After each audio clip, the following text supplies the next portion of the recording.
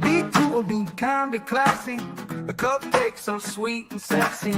Have fun and enjoy the journey.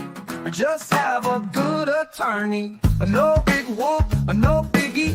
And she lives in New York City. And not just a YouTube show. When you know, you better grab a straw. Learn about the law. It's cool here in the shade. Sipping motions and lemonade. Cool heads will prevail. Kindness will never fail. Be classy and vastly wise. Oh, Melanie Little is going live. Oh no, where is Melanie?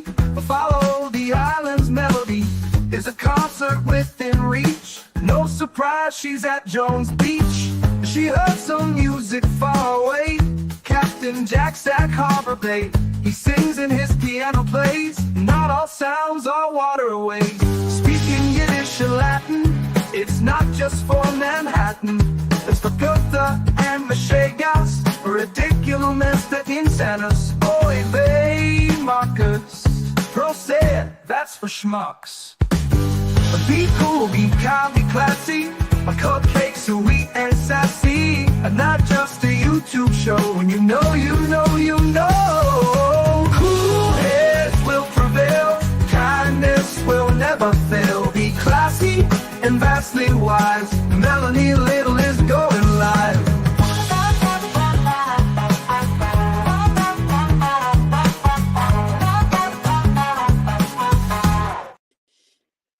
Good morning, my friends. Good morning. Yeah, I thought I'd start a little bit early because I have the Zoom feed up. We're back on Zoom today with Norfolk Superior Court because it seems that everyone has lost interest in this case in the mainstream media. And I have to ask myself why. Why? One of my viewers is in the courtroom today. So she will be hopefully emailing me to let me know what's going on. I said, can you let me know if there's a camera in the courtroom? Because Law and Crime's not doing it. They live streamed it one day on YouTube. One day. I think that was whatever day last week Karen Reed was not in court. I think it was Thursday. And yeah, so that was Thursday. Law and Crime did it live. Then Court TV was running it on delay, but you had to watch it through their website, and there was commercials and they weren't showing all of the testimony. And that's wild. And this case is not only interesting to me, this is a case of another woman being railroaded in Norfolk County, Massachusetts. I mean, it's clear as day. Another woman in Norfolk County being railroaded and being tried for manslaughter on a case that is tenuous at best, corrupt at worst, and there must be somebody pulling the strings behind the scenes because there is no way that Penny McGee should be on trial for manslaughter facing 20 years in prison because she had an argument with her ex-husband who then died of a heart attack. I don't know why mainstream media in Boston, in the area, is not covering this. Have you guys seen it? I know a lot of you are from the area. Where's Ted Daniel on this? Where's Boston 25? Where's Christina Rex? Why is nobody shouting from the rooftops that, yet again, there is another woman being railroaded? It is homicide by argument. And yesterday we listened to the medical examiner's testimony. Her name is Dr. Rebecca Dedrick, and it was wild. She was talking about how she follows these standards by the National Medical Examiners, National NCME, the National Committee of Medical Examiners, and how you're allowed to rule a death a homicide if it's precipitated by a verbal argument. It's insane. Penny McGee is not, they're calling it, we're calling it, I don't know if they still are, the Socialite murder trial. She's not a socialite. She has no money left after her divorce from Andrew Savitz. She qualified for a public defender. Larry Tipton, who is her attorney, is a public defender. He's amazing. And he's also going to be representing Brian Walsh. And this is also in Judge Beverly Cannone's courtroom. But Penny McGee has opted for a bench trial in front of Judge Cannone because she probably watched the Karen Reed trial and was like, hell to the no, am I going to trust my future to a Norfolk County jury? This is insane. And people should be shouting from the rooftops about this case, and you should be outraged about this case. Okay, and now they're going to give us, I wish that they would give us some, well, there's a little bit of video on the Zoom right now. They turned the cameras off yesterday. This is Penny McGee in the back row. She's wearing what looks like a jacket with buttons down the front. It's ivory in color. To the right of your screen is Larry Tipton. He's the public defender for Penny. He's doing an amazing job, in my opinion.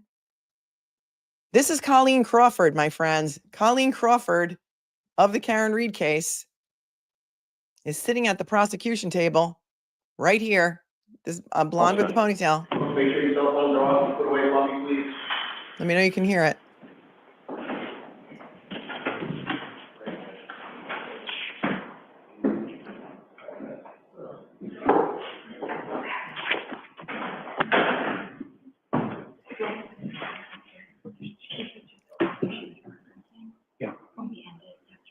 I don't know, Connie. I mean, I think that based on what the evidence that we've seen so far, this case should be dismissed. Connie says it's crazier to trust Judge Cannone. I don't know. I'm going to have to give her like the benefit of her legal jurisprudence experience and knowledge to be able to say that this is not a case that should have ever been brought. At first, I thought it was brought because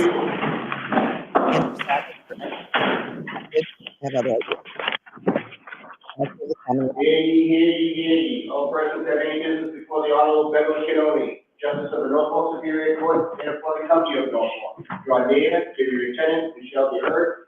God save the Commonwealth of Massachusetts. God save the Commonwealth. You may be seated. There's 2116, the Commonwealth versus Penelope McGee. Can I have counsel identify themselves starting with the Commonwealth, please? Good morning, Your Honor. Jennifer Blair for the Commonwealth. Good morning, Ms. Blair. Good morning, Your Honor. Michael McGee for the Commonwealth. Good morning, Mr. McGee. Good morning, Ms. Crawford. Good morning, Your Honor. Larry Tipton for Ms. McGee, who's seated to my right. Good morning, Mr. Tipton. Good morning, Ms. McGee. Good morning, Your Honor. All right, are we ready to start? Okay. Dr. Dedrick, please. Dr. Dedrick, the medical examiner. Dr. Dedrick's coming in. Can we come to sidebar? Of course. We're going to sidebar. Did he say I don't know if Dr. Dedrick is coming in? She's still on under cross-examination. It's okay that there's no video. So it's good for those of you who like to rage clean, rage crochet. You're driving. It's like an audio-only podcast today. I'll try and use my best ASMR voice. Yeah, me and Penny McGee. It's me and Penny McGee.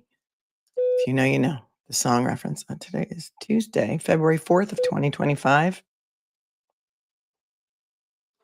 And we are on another day of persecution of Penny McGee.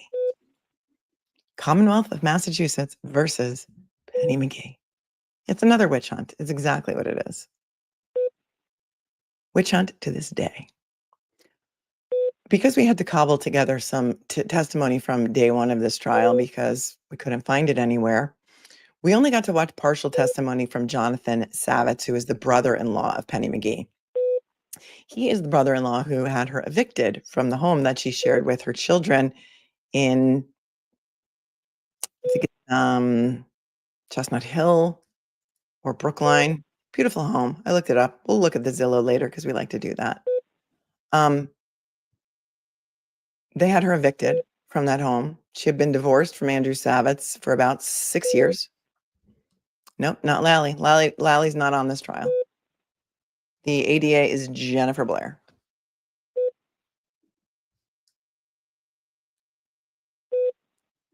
The brother-in-law had her evicted in the home that she was living in with her 3 children. I think it may have been some sort of agreement with the some sort of agreement from their divorce that she was allowed to live in this home. Beautiful home. We'll look at it. They evicted her and her 3 kids because it was owned by a trust for the family. Now, Andy Savitz, Andrew, the decedent here that she had the argument with that led to his unfortunate heart attack. He had several medical conditions, including he had just had a stroke 6 months prior. He had a 90% occlusion in 2 of his descending coronary arteries at autopsy. He also had 2 major car accidents in which he totaled his car within the past 6 months. One of them, I think, was something like 8 days prior.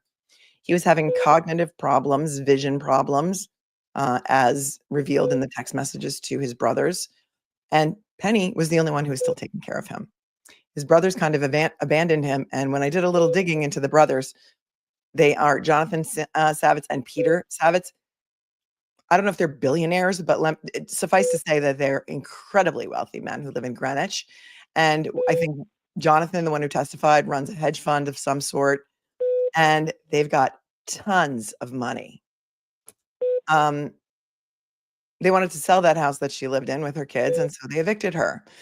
Penny did not go over to the house that night to confront Andrew because she was living in the house with them. She had her own room there, and apparently she was only allowed to be in the house, or she was only allowed to be seen when her daughter, their daughter, Zuzi, who was 17, senior in high school, was not around. Zuzi and mom are estranged. I don't know why. Maybe Zuzi blamed her mom for the divorce. I don't know.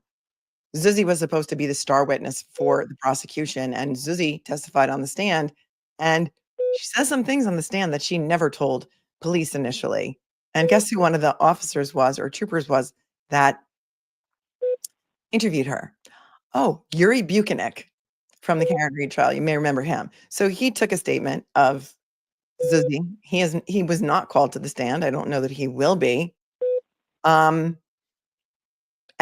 so Zuzi said on the stand for the first time, my mother was slurring and stumbling. She actually didn't call her my mother. She called her Penelope or Penny.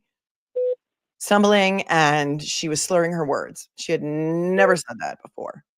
She also said that she saw her mother shove her father, or whatever she said on the stand was completely different than what she told the police initially, which was that she saw her mother push her father one time, which doesn't even really seem to matter because the medical examiner yesterday told us that it doesn't matter whether Penny laid hands on Andy or Andrew or not, because in her opinion, this was a homicide because there were 2 people in the room. And that under these guidelines that we looked at yesterday, she could rule it a homicide because there was an argument close in time to his heart attack. Yes, we are in the upside down. It is the Matrix. It is the Twilight Zone. Welcome. We did, some of you sent me another case that Rebecca Dedrick was involved in which she had to change the cause of death. And that was a case involving a state trooper who was hit by a car. And then a year later, he died of some sort of brain disease. And this medical examiner ruled that a homicide. And eventually that finding was overturned. Here's the thing also that I found out. Did I bite him? Did I? Yeah, I bit him, says they bullied this ME. I went back and watched Proctor's testimony last night, cross-examination by the amazing Alan Jackson in the Karen Reed trial. During the course of text messages between DeChico, Proctor, Buchanan, and Kukowski, there was a thread of text messages where Proctor said, somebody said to Proctor, did you get her to change the manner of death, to a homicide in the Karen Reed case, John O'Keefe's autopsy report, death certificate? Proctor says, no, Yuri and I went to visit her a couple of times, but she won't change her mind. DeChico says, rookie move. You should have let me and Jeff do it. Jeff is Trooper Jeff Katowski. Guess who was in the room during Andrew Savitz's autopsy? Trooper Jeff Katowski. Coincidentally, this was 2 years to the day before the murder of Officer John O'Keefe. The beeping is the court Zoom. There's nothing I can do about that. They're at sidebar, and so that's what that is. So, Trooper Kukowski was in the room during the autopsy. By 2022, according to the text messages in Proctor's phone, Kukowski and DeChico had a habit of or a history of getting the medical examiner to change his or her cause or manner of death. Yeah. It's not, I'm sorry, it's not Kakowski, because that's Joe. I know, no, that's Joe Krowski, who was the attorney for Colin Albert. That's on Court TV all the time. This is Trooper Jeff Katkowski, or K-O, maybe it's K-O-T-K-O-W-S-K-I. That's Krowski. Familiar, but not. So there's that. If the beeping is annoying you, I will just turn this. I'll stop sharing this for a minute. Tell me if you can still hear the beeping. They're at sidebar right now. So there's that. These officers are Satan's henchmen. So that was my initial thought. Oh, Trooper Kakowski was in the room during the autopsy. I would ask the medical examiner on cross. So, Dr. Dedrick, did you ever have any conversations with Trooper Kakowski about the manner of death? Because initially she wrote undetermined until about 3 months later when she changed it to homicide. And she gave us all the reasons yesterday why she did that and why she was allowed to do that and why it was totally proper under the guide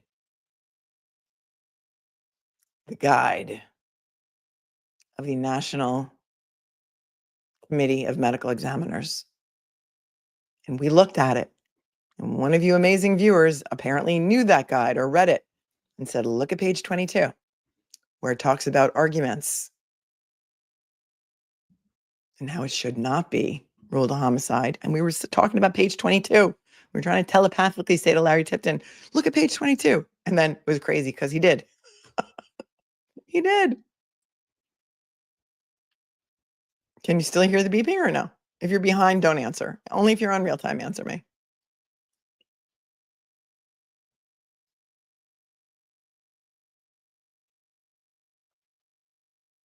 Still beeping. There's sidebar. I don't like how in this court, nothing is really public. So they don't really make their arguments in open court. There's no jury here. This is a bench trial. We have no, beeping is gone, okay. We have no real idea what's going on there, except we do have a viewer who is boots in the ground today in the courtroom. So hopefully she will report back.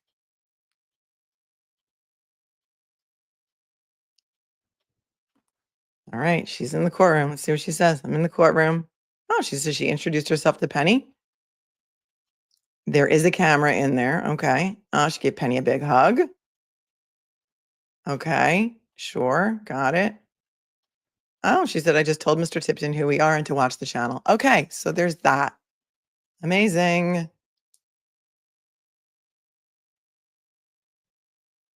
They are very strict about phones in there, so it will not be uncommon if we can't hear from her. Just because there's a camera in there doesn't mean anybody's broadcasting it. Of course, if you do hear that anybody is broadcasting it, let me know. Let me just get her on the bad phone.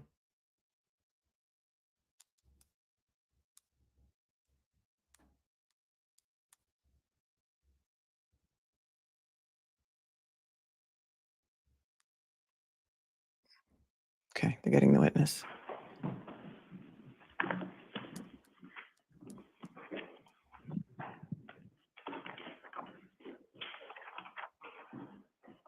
And Doctor, I'll remind you, you're still on the road. Thank you. Good morning, doctor. Good morning.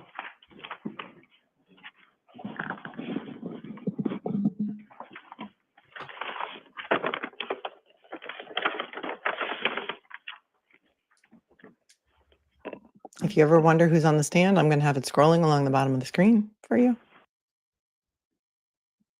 And again, this is Dr. Rebecca Dedrick. She's under cross, and she is the doctor who did the autopsy, which it says at the bottom. I know it's hard to read. Good morning, Doctor. Good morning.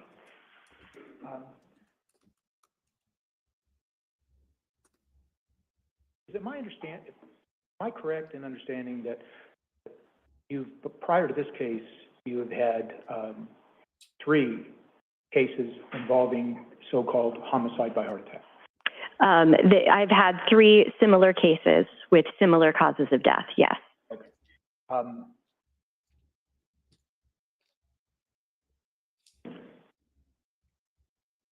I want to ask you some questions about an unrelated case. Okay.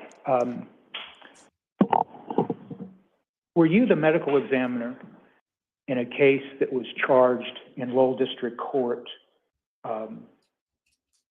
in 2020 involving motor vehicle homicide that involved a defendant named Kevin Francis? I'm not familiar with the defendant's name. I would be familiar with the decedent's name. You show her the decedent's name? And doctor, I'd ask that you don't repeat the name aloud, please. Absolutely. This is the case we were talking about with the state trooper. It was Trooper Thomas Devlin. Yes, I am familiar with this case. He had a Without degenerative going brain into any disease. detail specifically, it's fair to say that after you initially conducted your evaluation as a medical examiner in that case, you formed an opinion as to both causation and manner of death, correct? Yes. And the case involved a finding that, without going into great detail, if I may, it just had to do with the victim, the deceased, being struck by a motor vehicle while he was attending to another motor vehicle in Massachusetts, right? The original death certificate, yes, that is correct. And then approximately 2 years after being struck, he passed away. Yes, I believe that's the timeline. And then, based on your evaluation as a medical examiner, you made particular findings as to causation and manner of death. Yes. And after you did that, you were made aware of additional information that had to do with the type of disease that the deceased had experienced and had, in fact, succumbed from, had died from, correct? Yes. And after you received the additional information from a doctor named Stephen Arnold, you changed your causation and manner of death. Yes. And you changed the manner of death to undetermined from, well, you changed it to undetermined. Yes. And that was, so in conclusion, what you did was you made an opinion as to manner of death without all of the information that was available. And then once you were made aware of that information, you then changed your manner of death. That's correct. Yeah, no big whoop. Yeah, I changed it. So what? And you would agree that the information that you were made aware of had existed at the time that you made your original manner of death? Yes, it existed, but I was not made aware of it. And that's all. Thank you. Yeah. She's had 3 other cases that she ruled homicide that involved heart attacks. This one involved degenerative brain disease. Yesterday, toward the end of my cross-examination of you, I pointed out the specific language in the guide that has been referred to repeatedly, that vigorous verbal argument should not be a basis for making a determination of manner of death as homicide in these types of cases. You recall that? Yes. And in fact, the citation that I showed you in the guide was in the comments section, correct? I believe that's the case, yes. And it's fair to say that in the guide itself, it explains that before the guide was promulgated and published, that it solicited comments from other forensic pathologists and incorporated those comments into what the guide then became, correct? Yes? So what was stated and included and attached as the appendix to that guide that's been admitted into evidence, those comments were considered in coming to the, for instance, writing that paragraph number 28 on page 13, weren't they? I believe so. I wasn't involved in the writing of the classification. No, but So you rely on it's them fair like to your say Bible. that the guide includes a statement that says vigorous verbal argument is not the basis for determining a manner of death in one of these cases. When it is outside of the activities of daily life. Okay. And we've already asked, They were you already divorced. said, It was testified their that you're unaware of what, quote, the normal daily life was between Ms. McGee and Mr. Savitz. Correct. She's really doubling down though, right? Something is so funny, Auntie Bev. Says, I don't think she does what she wants. I think she does what MFP wants. But she's really like, I'd like to return, Irene Scorty Bella was may, not this to confident. some of those questions that I asked you about the Turner article and the issue of criminality and intent.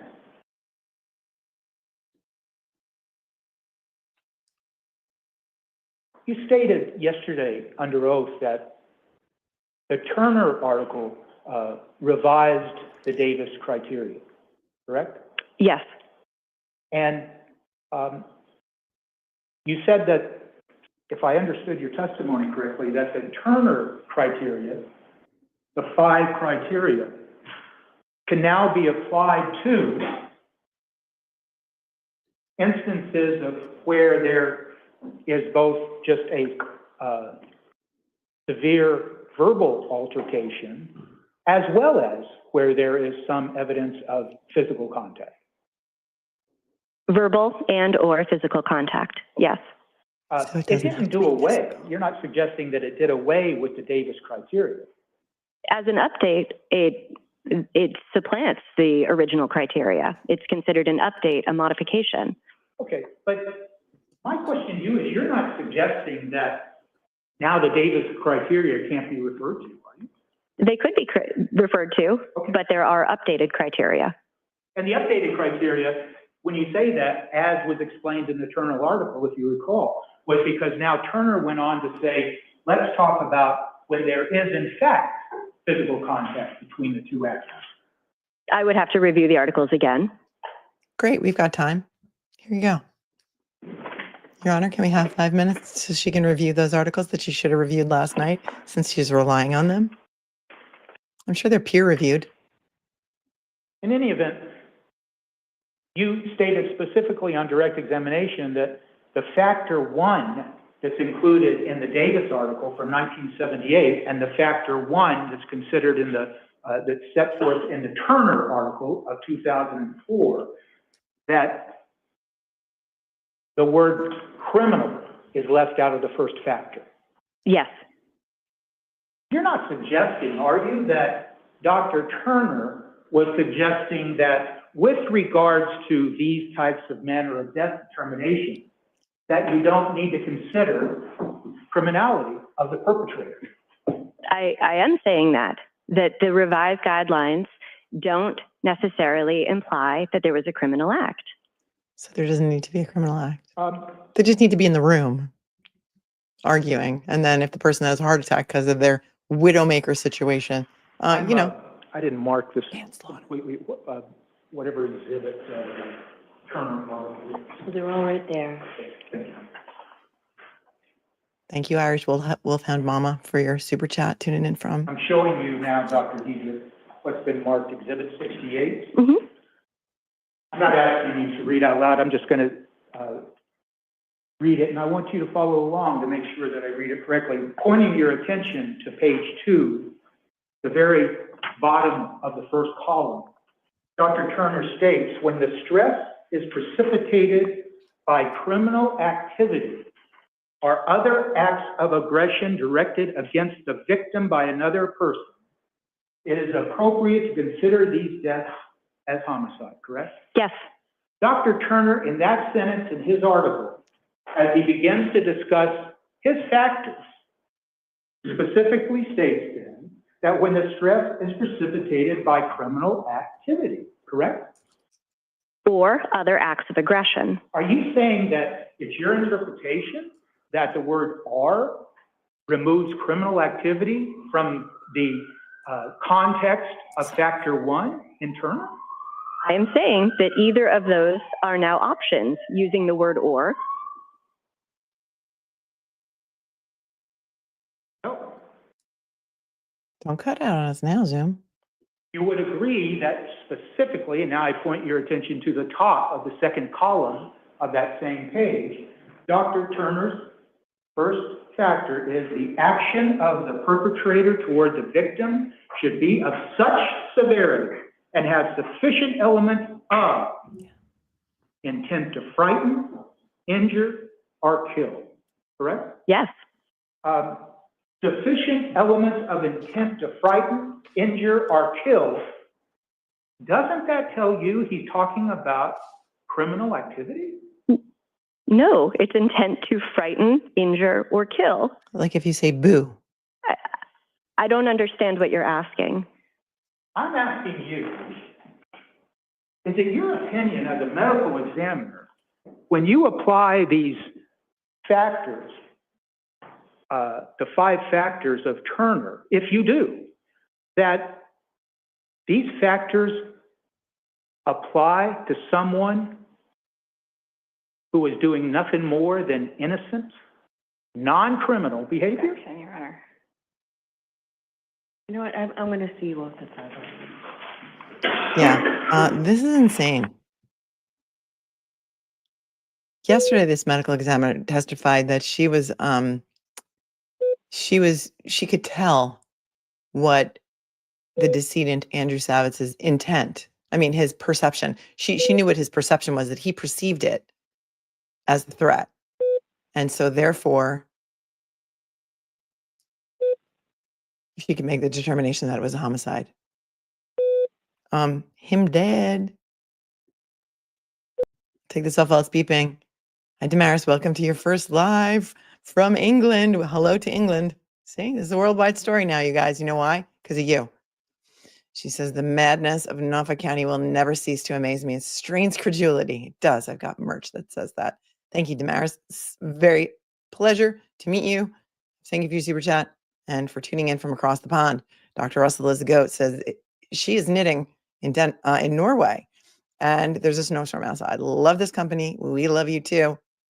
Norway is in the house. England is in the house. Kay Willis is here. She's a realtor and she's gifted 5 memberships. Welcome to the 5 new members, courtesy of Kay Willis. Thank you, Kay. Always a very generous benefactor of this channel. And T Phony, thanks for the 5. It's almost as if they don't have enough work and are prosecuting asinine cases. Oh. Levy shows in your sound mind. Thank you. But I think there's always something behind it. As I said to you before, when I was looking into the family, the Savitz family, the brothers, Jonathan and Peter, are very, very, very wealthy. Very wealthy. Andrew did not have so much money. He may have died destitute. I don't know. There was talk of a life insurance policy of $2 million. He and Penny had been divorced. I am sure that she was not the beneficiary because she has been declared indigent under the Commonwealth of Massachusetts, and that's why she's entitled to a public defender, who is amazing, by the way. Thank you, T-Phony, for your super chat. Kate became a new member. Kate Salerno, welcome. I think you're going to like it here. Irish Wolfhound Mom, thank you for tuning in.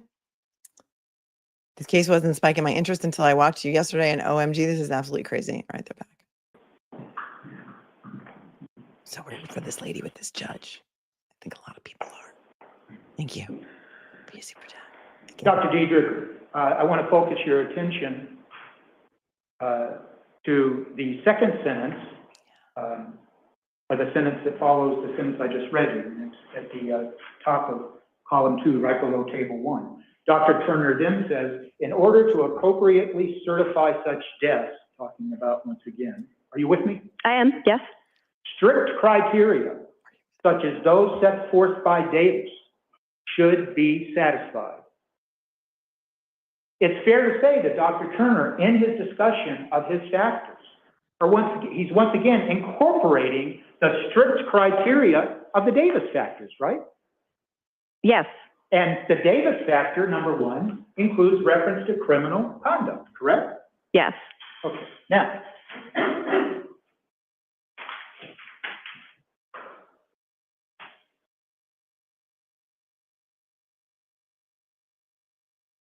we'll now focus your attention to page 3, the last page. It sounds personal, both pages, I And I think. want to focus She's your had to attention change her to opinion the before. first full paragraph in the second column that begins with the 5 cases. And I'm going to focus your attention now on that second sentence. The stressful event related to criminal activity. The stressful event related to criminal activity can be described in various ways on the medical examiner's documents. I'm paraphrasing now. But Dr. Turner specifically states the stressful event related to criminal activity. He once again refers to criminal activity, doesn't he? Yes. Okay. Now, finally, the very last sentence that Dr. Turner says on page 3, in the final paragraph, finally, he says, appropriate certification may lead to successful prosecution of criminals. Correct? Yes. It is fair to say, it is accurate to say, that Dr. Turner is still dealing with criminal activity by the perpetrator, isn't it? Yes. Thank you.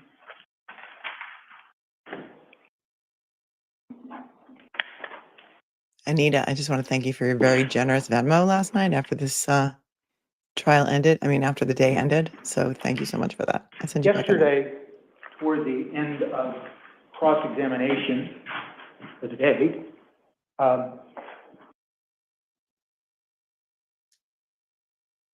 I withdraw that question. Throughout your cross-examination yesterday, you recall continuing to refer to perception? In what context? In the context of the perception of the deceased? Yes. As to fright? Yes.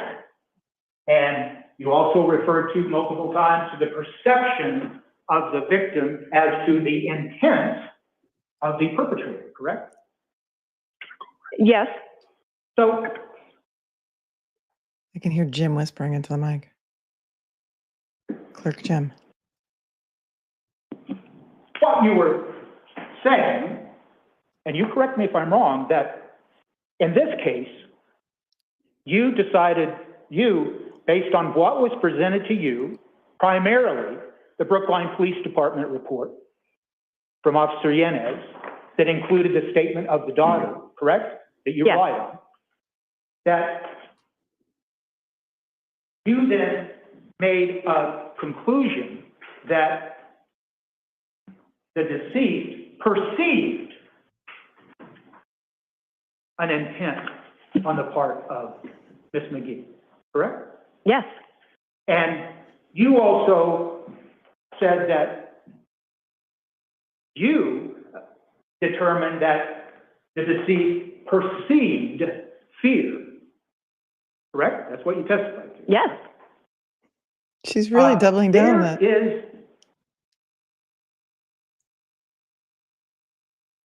You would agree that that is a problem, isn't it, for medical examiners making their own assumptions about what a victim perceives, correct? Oh. She just said no? I want to focus your attention on... She's the chief, Mike? No. No. What has been marked... What's been marked exhibits? Oh, it looks like it's ID only. ID, oh, And what is it? It is the manner of death certification after significant commotion. 2018. Yes. Yes, it would be more At this appropriate time, then. I'm going to move to introduce exhibit for ID O and evidence. Any objection? No, Your Honor. All right, thank you. Pierre points out, so this could appropriately be used if, say, he was carjacking, carjacked, and he had a heart attack. Yeah, because there was there's criminal intent, and it was in the course of another crime, right? In the commission of another crime. Here, I could see it then, maybe. Thank you, Lisa, for your super I want to sticker. focus your attention on the lower part of column number 2 in the first full paragraph. Now this, I'm sorry, give me 1 second. You said the lower part, column 2, and I just want to direct your eyes to the lower part of the first full paragraph, the beginning, the sentence that starts the possible discrepancy. give me yes. 703. Oh, I handed it to you, and I'm sorry, I didn't. Are you there? I'm all set, yes. And once again, now what's been marked as an exhibit was published by the National Association of Medical Examiners, correct? Yes, And you're familiar with this article, correct? yes, And in this article that's dealing with these types of determinations of manner of death, the authors say the possible discrepancy between real and perceived danger is another major factor affecting certification. In the comments of the case, and I'm not going to read that, I'm just going to jump down to the next sentence that says, anxiety, panic, and perception of danger can occur for any reason or no reason at all. The subjective nature of danger perception requires interpretation of investigational evidence, making certification controversial and unpredictable, correct? yes, The authors are simply saying that when someone subjectively tries to determine what a victim might have been perceiving with regards to fear or fright, that's problematic. And it makes certification controversial and unpredictable, doesn't it? This is referring to this one case, which is different than the case of the decedent that we're discussing. Case number 4 had different circumstances. She's the smartest person in the room, folks. Well, he doesn't distinguish. Where in this entire paragraph, where the authors start, we're talking about certification of an unnatural manner of death. And just by the way, when that word unnatural is used, can you explain to the court what they're talking about is there's no category, there's no classification of unnatural, is there? No, it is everything besides the manner of natural. Okay. So it includes homicide. Yes, And that's what the paragraph is talking about, right? It's talking about certification of unnatural manner of death after stressful events. Requires a strong association between an intense stressor and death, correct? yes, And not only do they use as an example that case number 4 that has to do with the robbery, but they also reference case number 8, correct? yes, they do. But there's nothing in this paragraph that talks about the subjective nature of danger perception requires interpretation of investigational evidence. They don't say that only applies to these type of scenarios. They just use those as examples, but they are telling the reader there's danger in perceiving things that might not have occurred. Aren't they? Yes.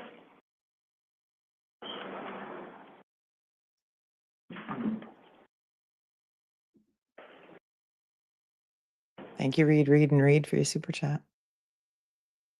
It says she's very arrogant. She has no right to perceive anything if she was not there to observe it. Yesterday,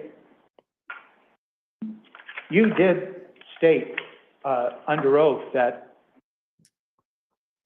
anger can result in the rush of hormones resulting in a cardiac event, correct? Yes, any strong emotional response. And you told us also on cross-examination that there is no way to distinguish between whether someone who becomes angry, if their own anger caused the rush of hormones, or if it was the conduct of someone else at the same time. Yes. So you would agree then, as you did yesterday, you would agree that the rush of hormones at issue in this case could have been only the result of Mr. Savitz's own anger, correct? There were two people involved with the discussion. Yes, So yes, meaning, yes, it could be. it could be. I can't pause this to talk. Zuzi testified she thought it was her father and Harry fighting. That indicates to me she did not hear her mother's voice, Are you or she wouldn't familiar- know it was her and mother fighting. May I approach, Your Honor? Yes. So Are you therefore, familiar he was with- the aggressor. Are you familiar with this article by Rachel Lampert? Oh, what's Rachel Renford? I am, yes. Do you? I don't have a copy. You don't have a copy? Why don't I read that for you? Thank you. If we could have that marked for ID. Thank you. Sorry, Judge, I don't have any. That's okay. Thanks. He's amazing, Gail. He's a public defender. IVP, so marked. He's so well prepared. Without I don't know if you could pay going for into great defense detail, this it's good. fair to say that article isn't dealing with manner of death in these types of cases, right? Correct. What that article explains is that clearly that anger and a variety of different forms of anger can trigger cardiac events, correct? Yes. And it also goes on to talk about that someone's response to anger can be genetically based, correct?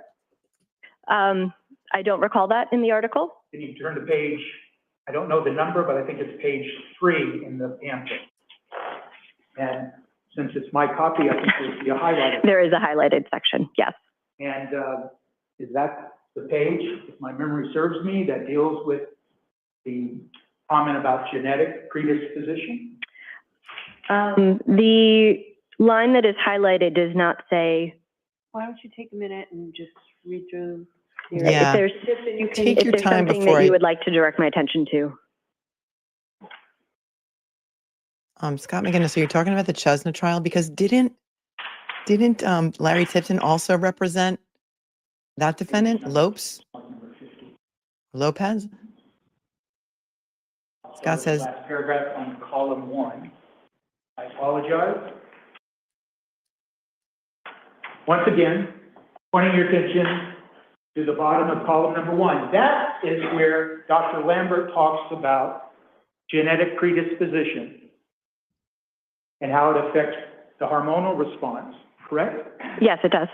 And so not only do we have anger alone can be the precipitating event for a cardiac event, but as that piece of literature talks about, the type of response that someone might have in response to their own anger can be a genetic predisposition, correct?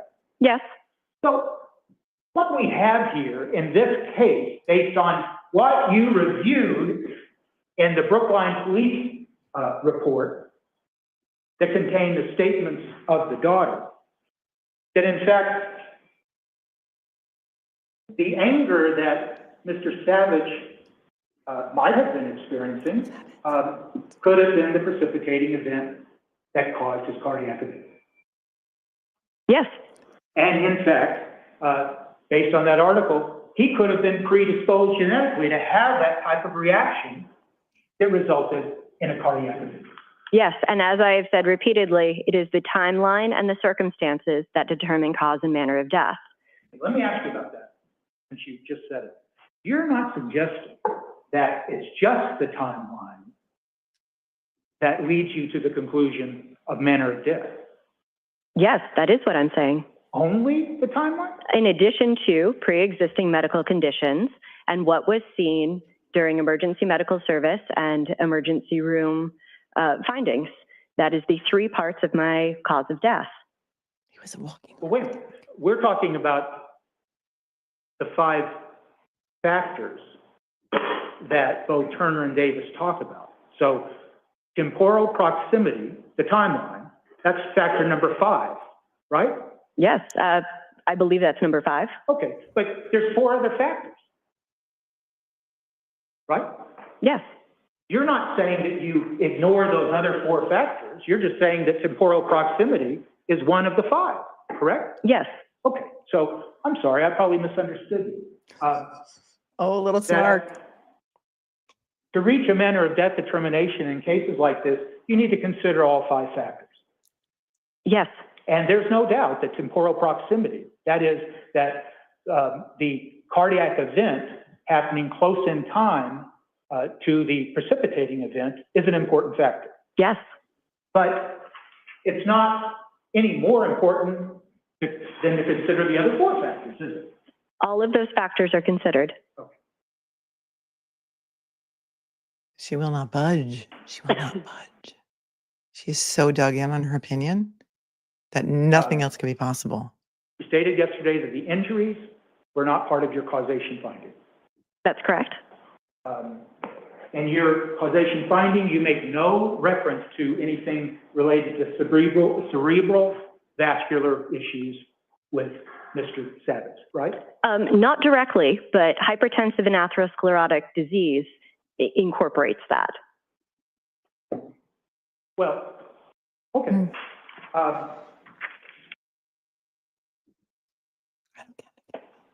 You're saying that since Mr. Savitz, had hypertensive or high blood pressure, correct? Yes, That could have contributed to the causation of death? I said that. It's part of my cause of death. Okay. And there's different categories of hypertensive or high blood pressure, isn't there? Yes, Well, are you familiar with essential hypertension? yes. Okay. And isn't essential hypertension the most common forms of hypertension? It is one form of hypertension. It's one form, but doesn't it exist in 85%, approximately 85% of people who have high blood pressure? Yes, I am not sure what you're getting at. I'm just asking you a question. Yes, Okay, so it's yes, it happens quite frequently, 85%. it is frequent. Yes, And people live and survive and function with essential hypertension every day on this planet Earth, don't they? yes, they do. And you did not review, once again, any of the medical records of Mr. Savitz, did you? Yeah, which is ridiculous. Not be, Other than the emergency room records. that is correct. And so are you aware that all he was diagnosed with repeatedly over the year starting in 2018 was essential hypertension? I did not know that diagnosis, but the findings at autopsy support hypertensive and atherosclerotic cardiovascular disease. But he had never been diagnosed with the heart Once disease, again, right? finally, you referenced diabetes in your causation, correct? Yes, But he didn't die from diabetes in this case, did he? it was one of the factors included in my cause of death. And people survive with diabetes day in and day out Yes, they do. all over the earth, correct? Yes, And you didn't see, because you didn't look at anything in any medical records that demonstrated that he had complications of diabetes mellitus, did you? again, there were findings at autopsy that supported the diagnosis of diabetes mellitus. I'm really not trying to argue with you there, but I think this is going to be my last question. Okay. The same question I asked you yesterday about determining cardiac disease and the severity of it. You only determined the diabetes issue and connected it to his causation. I shouldn't say connected it to the causation in his case, only after you conducted your internal autopsy, correct? Yes, If there was a severe issue of diabetes in Mr. Savitz, someone looking on the outside, a layperson, would not necessarily know that, correct? he did wear a continuous glucose monitor that was visible. People wear continuous glucose monitors all the time that aren't suffering serious complications from diabetes, aren't there? That is, depends on what your definition of severe complications are. Wow. But did you read the medical records to see if he was having severe complications? No.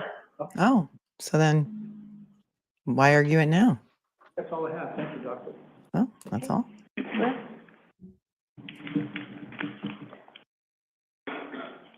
Dr. Dedrick, on cross, you spent some time discussing with counsel about the statements that Ms. McGee made that were contained within the Brookline Police Report. Yes. That's correct. I'm going to hand you what's been marked for ID, Exhibit letter N. Thank you. Dr. Dedrick, did you also have information, is Ms. McGee's statement regarding what happened the only information that you had available to you about what happened in the home that evening? So this is the Brookline report. I also had the Massachusetts State Police report. And in the Brookline report, is there a statement by Mr. Savitz's daughter, Zuzi Savitz? Yes, there is. And what information did you have from the police report regarding what Zuzi Savitz saw that night? The report was a, quote, domestic dispute between her parents. And what did Zuzi Savitz report, or what did the Brookline police report that Zuzi Savitz said happened? Do you want me to report what was on the 911 call? In the second paragraph on page 3 of the Brookline report. I'm sorry. And again, you had this report available to you before you certified the death certificate, Yes, correct? I did. So what information did you have about what Zuzi Savitz saw that night? She said that she heard her parents arguing for about 10 minutes, that she asked her father to, she heard her father ask Miss McGee to leave. She then stated she went downstairs to intervene, and she could hear her father repeatedly telling Ms. McGee to leave. As she descended toward her parents, she witnessed her mother slapping her father in the face and chest with open hands. She then stated her father had his hands up trying to defend himself, and at this point she called 911 while they were still arguing. So She changed her testimony on the stand. Zuzi Savitz's father having his hands up trying to defend himself. That information, what if anything in your determining the manner of death would that information give you towards your opinion? It sounded from that as though he was not the aggressor. And She's not a ducking police officer. With regards to this perception of fear that you were talking about on cross-examination, is there anything about Zuzi Savitz's statement that would indicate to you that the deceased perceived some fear? Thanks for opening the door. He was asking her to leave. And what was he doing with his hands? He had them up. And in fact, Zuzi Savitz's statement does it indicate that this was more than a vigorous verbal argument, correct? Objection. Sustained. Her entire testimony should be now, stricken. Dr. Dedrick, in addition to that information that you had from Zuzi Savitz, you also had the statement that Penelope McGee told the police, correct? Yes. Turn, please. She didn't consider Penelope's statement where he was dragging her by the hair and slamming her against the refrigerator. I'm sorry, I can't pause it. Okay, I am on page 2. In that last paragraph. That's because she changed her testimony. What did Ms. McGee tell the police about how the argument began? I'm sorry, I'm not sure where you're looking. You said on the second page? Wow. Yes, page 2. I'm sorry. I'm sorry, did Irene Scorti Bello look at the police reports before coming to her determination on the cause and manner of death of Officer John O'Keefe? Because she did say it was not consistent with injuries from a fight. If I could just draw your attention to the second. It didn't say it was caused by a motor vehicle accident. Did you have information from this report about how the incident that night began? From this, yes. And what does it say in the second to It's last all paragraph? hearsay that she about relied on. How this incident began? So reading from this, it says, according to Penelope McGee, she had arrived around 22:45 hours and sat down on the couch in the living room with her ex-husband to discuss an email she had received from him. She later divulged that the email was sent from Andrew Savitz to his brother, requesting the brother to permanently evict Penelope McGee from her residence. There's a typo, but from her residence, which the brother owns. Penelope McGee stated she was married to Andrew Savitz for 15 years and they have been divorced for 6 years and have 3 kids. She's now reading the police report into the record. Does Ms. McGee indicate that an argument began to ensue? Yes. And what does the first sentence of that next paragraph say? According to Ms. McGee, the discussion escalated into a verbal argument and Mr. Savitz became belligerent toward her. And this is Penelope McGee's statement, correct? Yes. So Ms. McGee herself indicates that a discussion escalated into an argument, correct? Yes. Now, Dr. Dedrick, that's not the only information you had about what had happened that night, is it? Correct. And you mentioned you also had a police report, a state police report? Yes. Available to you that contained information? I did, yes. And It's Buchanan. Buchanan did the MSP report, I think, and Kakowski. Someone asked before who was involved from MSP. That too. Jeff Kakowski Your Honor, may I approach? Yes. and Yuri Buchanan.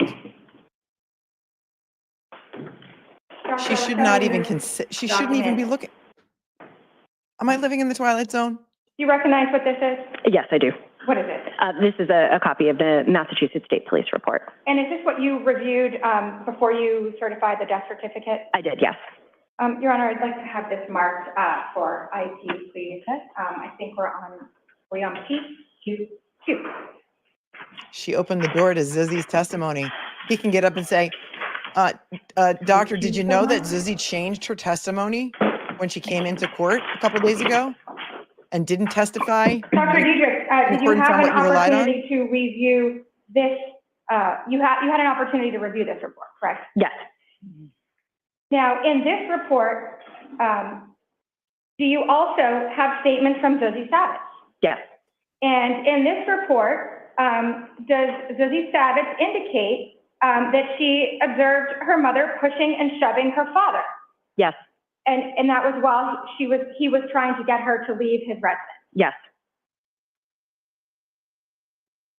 And those were lies because she changed it on the And you stand. also had information in this report that Mr. Savitz had numerous health issues? Yes. And that he suffered a stroke 6 months ago? Yes. And that he suffers from diabetes? Yes. And that he had heart issues? Yes. And again, you had the medical records, and you were able to make your own observations? Yes. My head's going to pop off. If it does, I'm sorry. Now, Dr. Dedrick, the name guidelines that we referred to, both on direct and cross,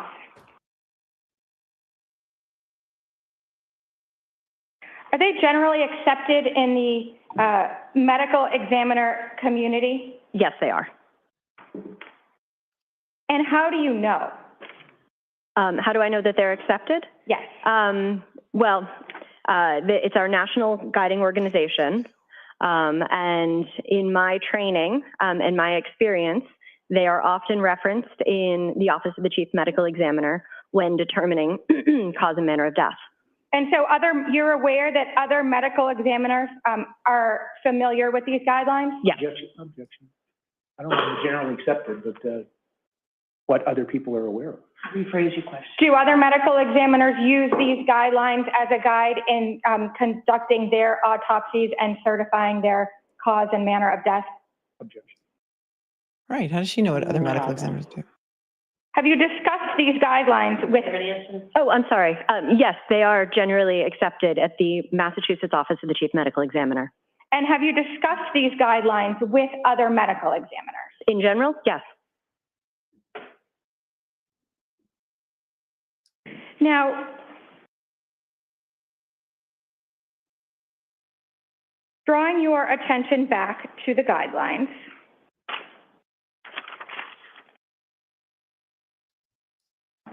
No, I'm not sure if they're in that pile. I've got the guidelines. We looked at them yesterday.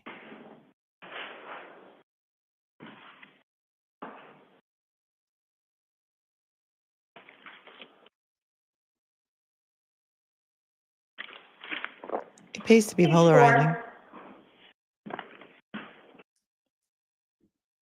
Why are we even Do here? the guidelines Great question. indicate that death certificates may be changed?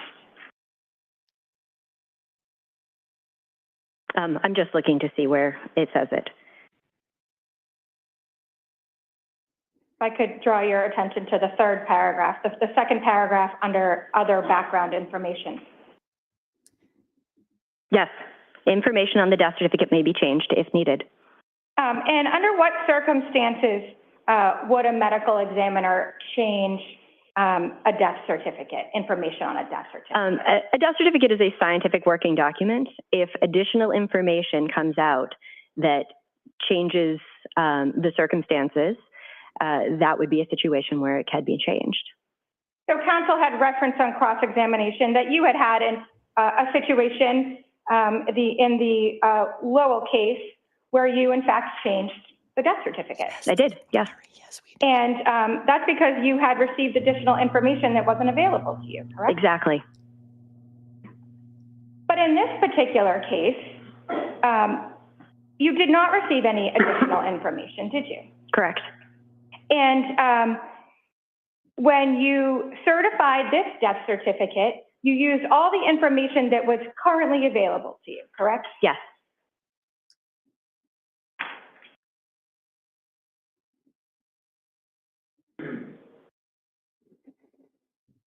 We Thank you. talked a lot about the classification of homicide as a manner of death that you certified in this particular case, correct? Yes.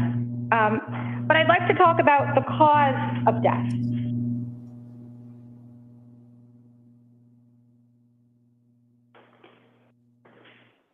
It was brought up on cross, this concept of but for. Dr. Dedrick, with regards to the altercation that you had extensive information about prior to certifying your death certificate, with regards to that altercation, what is your opinion about what the cause of Andrew Savitz's death is? The cause of death, as I find it, is cardiac dysrhythmia following an altercation in a person with hypertensive and atherosclerotic cardiovascular disease and diabetes mellitus. Oh. So is it your opinion, Dr. Dedrick, that but for this altercation, Mr. Savitz would not have died? At that time, that is correct. Ah. What if he was fighting with his daughter, Zizzy? Would you have charged her with manslaughter? What if he was yelling at his son, Harry, and had a heart attack? Would you have charged him with manslaughter? No. No, pin it on the girl. Norfolk County. We'll just pin it on the girl. Because I guess his brothers are uber wealthy. I don't know where they donate their money to. They apparently live in Greenwich. I don't know. I don't know why this case was brought, but there's a lot more to this story. And there's a reason We have 1 minute, Your Honor. why Boston media is not even covering this story. They don't even want you to know this case is going on. And it's outrageous, and you should be outraged.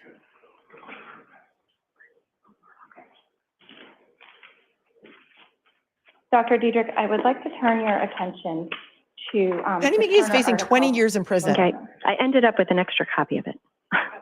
So here. Exhibit number 16. I don't know whose that was. If you could turn to page 2, please.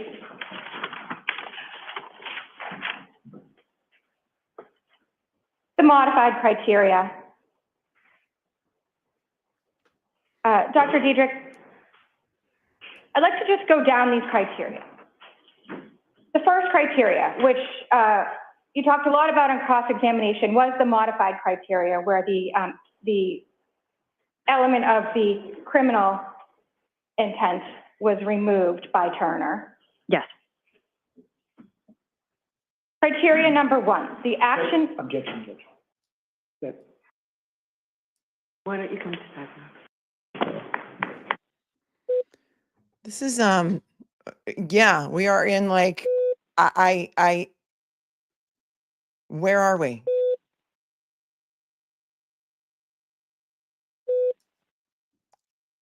I'm really outraged. Carrie Ann, you need to do another tweet thread about this. Carrie Ann did a great tweet thread that we read the other night about the taillight in the Karen Reed case. And so thank you for your super chat. And yes, we do need another tweet story laying this one out, because this is outrageous and nobody even knows it's happening, except for all you guys that are here today. 3,200 of you care about this case. Dr. Russell is the GOAT, says this DA has strong Lally vibes. What, if anything? And she keeps going on and on. Thank you, Dr. Russell is the GOAT, for your super chat. Midnight Mike, thanks for the 10. She always runs back to the 2 people present line. Yeah, there were 2 people present, and so therefore it must be homicide. Must be.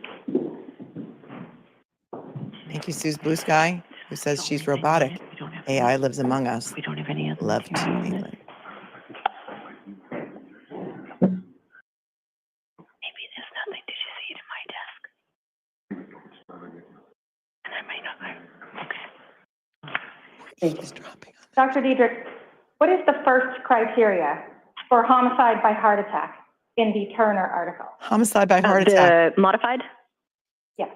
So the first one in the modified criteria is the action of the perpetrator toward the victim should be of such severity and have sufficient elements of intent to frighten, injure, or kill, either in fact or statute, so as to lead logically to a charge of homicide in the event that death resulted from physical injury. What information did you have in the case of Andrew Savitz that met this first criteria? As discussed previously, there was, based on the state and local police reports, frightening or the intent to frighten, to injure, or to kill. And what was that information? The description of the daughter describing how she had witnessed her parents interacting. What if she And how did she witness her parents interacting? That her father's hands were up defensively and that he was asking Ms. McGee to leave. And what is criteria number 2 in the in the classification of homicide by heart attack? The modified classification is the victim should have realized that the threat to personal safety was implicit. A logical corollary would be a feared, threatening act against a loved one or friend. And what information did you have from the Andrew Savitz case that satisfied that criteria? Threat to personal safety. And what was that threat? Again, his hands were up defensively, as described, and he was asking Ms. McGee to leave. How big was he? And what is the third criteria in the Turner article for classification of homicide? The circumstances should be of such a nature as to be commonly accepted as highly emotional. And what information did you have that satisfied that criteria in the Andrew Savitz case? There was discussion in the police reports that Ms. McGee had come over to discuss being evicted from her property, and then an argument had ensued from that. What was his height and weight at autopsy, doctor? doctor? Any information about how help was summoned? Just the daughter calling 911. Is that what you're asking? Yes. Is that how help was summoned? Yes. And did you have any information as to when the daughter called 911? Based on the police report, it was during the argument. And what is the fourth criteria for homicide by heart attack in the Turner criteria? The collapse and subsequent death in most cases must occur during the emotional response period, even if the criminal act had already ceased. In certain instances, death may be delayed, typically via medical intervention. And what information did you have from the Andrew Savitz case that this criteria was met? He was witness to collapse during the argument, and he died soon after the argument ensued. And what is the fifth criteria in the Turner article? Autopsy should demonstrate an organic cardiac disease process of a type commonly associated with a predisposition to lethal cardiac arrhythmia. In the absence of a grossly or microscopically identified organic cardiac disease, the case may involve a functional cardiac disorder, such as a conduction system disorder that has no atomic correlation. And what information did you have from the Andrew Savitz case that satisfied this fifth criteria? Twofold. One, the medical records indicated that he had a myocardial infarction or a heart attack. And also at the time of autopsy, I was able to see the hypertensive and atherosclerotic changes. Now, Dr. Dedrick, is the information contained within this article generally accepted in the medical examiner community? I believe so, yes. Sustained. It is like a bad Lifetime movie, Nurse Not Lawyer. Now, Dr. Dedrick,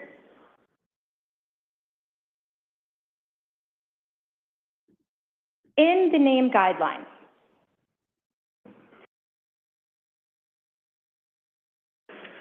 on page, if I could draw your attention, this. Of course. Exhibit number 66. She was living in the house, I Jan. could turn your attention to page 13. With Andrew. That paragraph 28. Yes.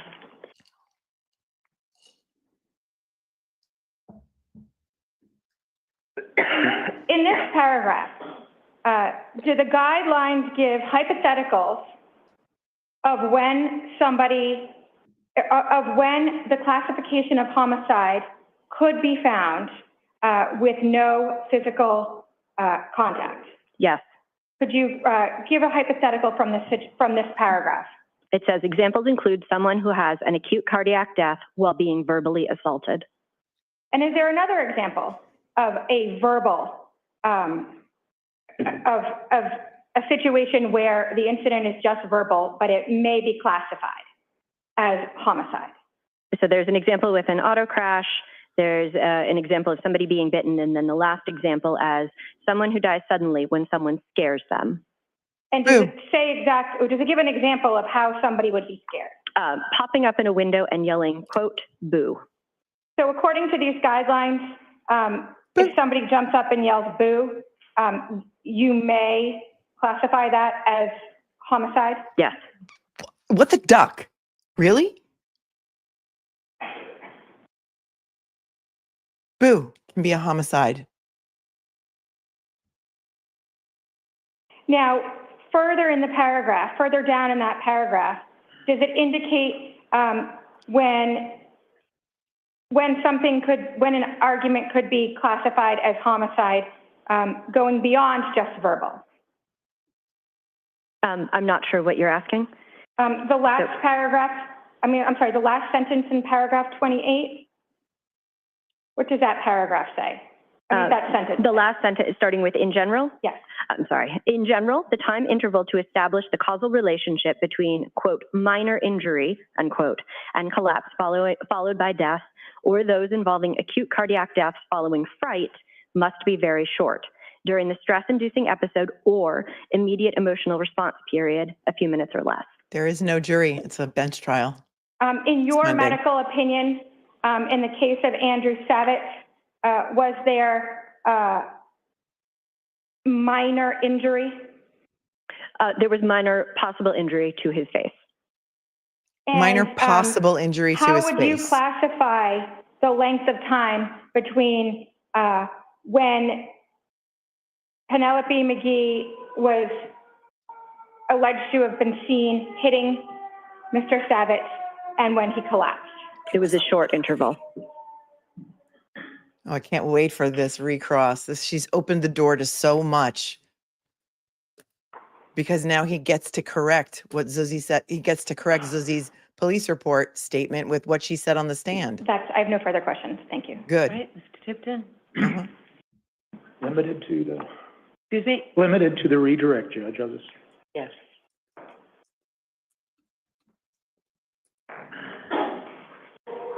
Well, I don't understand why, but why did you leave out the last part of that sentence about yelling boo at somebody? Because it does say, with an apparent attempt to scare or instill fear. You didn't read that part, did you? That was simply an oversight.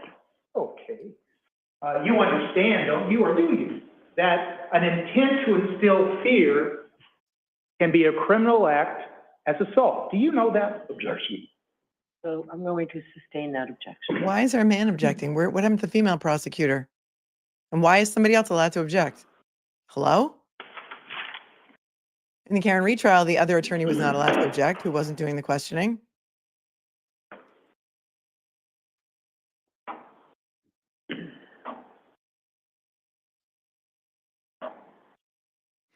Yeah, Nurse Kim, You this said ME that- made over 300 last year. You also had information about the 911 when you answered the question on redirect. In fact, the information you had on the 911 was contained in the police report, correct? Yes. And what it said was, Dad, stop. Dad, correct? stop. That's what Zizzy said. Dad, stop. Dad, stop. More That it sirens. is written. And that 911 call in its total would be available to you if you wanted to hear it, right?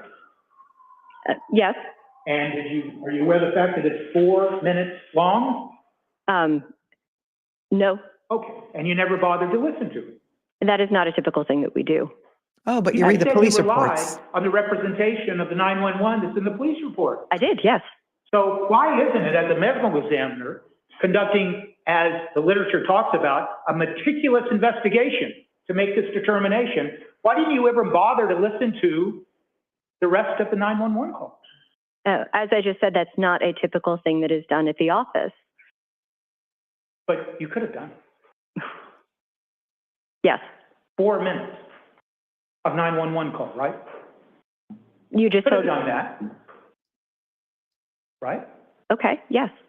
And are you aware of the fact that on the 911 call, the caller, who is the daughter, repeatedly or repeats, Dad, stop, Dad, stop. Are you aware of that?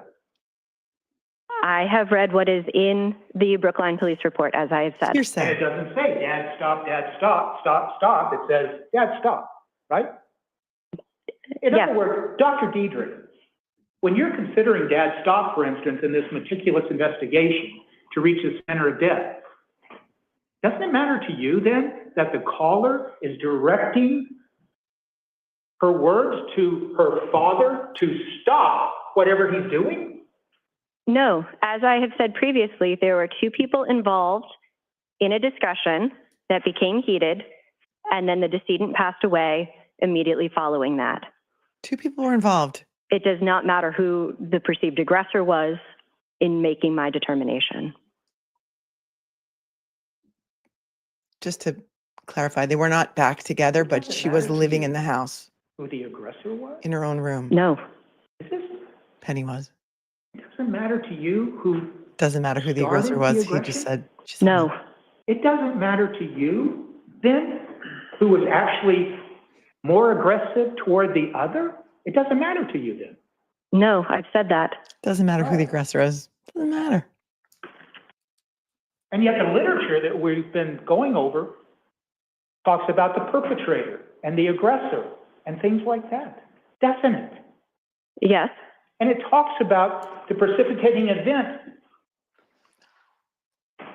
being the result of what the aggressor does and what the perpetrator does, doesn't it? and it refers to the victim, who is the decedent. But wait a minute, doesn't it refer to what the aggressor does and what the perpetrator does in relationship to the precipitating event? And as I have said, No, can you answer that question? those are the terms used. And it refers to what the perpetrator and the aggressor do in regards to the precipitating event, correct? Yes, in those documents. But to you, it doesn't matter who is the aggressor or who's the perpetrator. No, there are two police reports that have multiple pieces of information Oh, that were used in hearsay. determining my cause of death. Oh my God. Oh my God. Oh my God. When you say, you were asked on redirect examination about this, what you characterize as a state police report, correct? Yes, You still have that in front of you? I do. Marked IDQ? Yes. You have no idea, do you, where that last sentence comes from? The victim has numerous health issues. That sentence.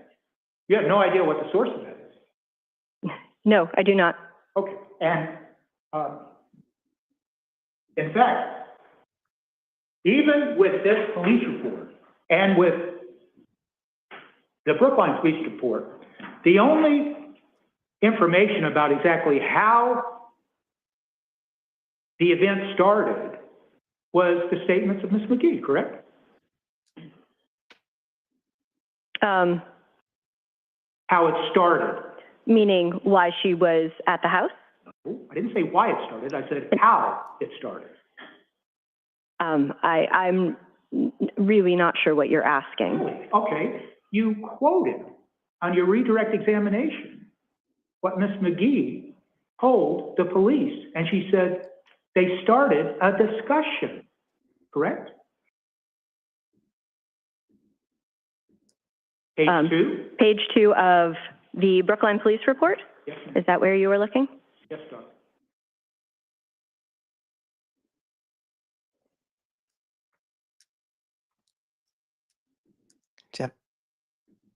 Jeff says she's getting nervous I'm now. sorry. Exactly which paragraph are you referring to? Okay. I want to make sure that I'm looking at the correct spot.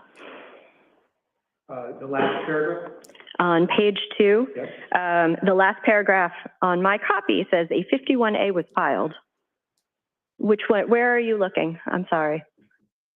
May I approach you? Yes. Looking on page 2. This is my page 2. Irish Wolfhound Mama gifted a membership. Thank you. And welcome, new member. Well, this is the second page in what I am looking at.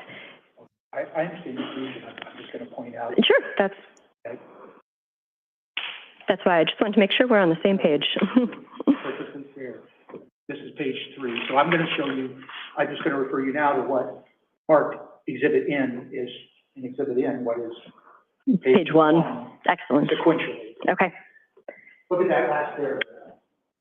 According to Ms. McGee, the discussion escalated into a verbal argument, and Mr. Savitz became belligerent towards her. Also, in that paragraph right above it, you testified on redirect examination that she first came over to discuss an email she had received from him, correct? Yes, And you talked about eviction, correct? that's what it says here. Yes. What do you know about the eviction? What do you know about it? What is said here? Do you know when the actual eviction occurred? No, that I'm not something that I would be privy to. So you just rely on what's written in the report by, Trooper Buchanan. Do you know if they'd had, in relationship to normal activities of two people who have been married for 20 years and divorced for 6, that they'd had multiple conversations about the eviction that had occurred? Wasn't the first No, one. again, that's Right. out of my purview. Oh, but you used that State in your police determination. report that you were asked about on redirect examination, that was authored by State Trooper Kukowski, right? Yes, Kowski. And Kukowski was present for the autopsy, wasn't he? he was, yes. Go. And in fact, did you ever see a 4-page report by Trooper Kukowski, regarding a further interview No, of Susie Savitz? this was the documentation that was provided to me. So he was there at the autopsy, correct? He being Trooper Kukowski, right? Yes.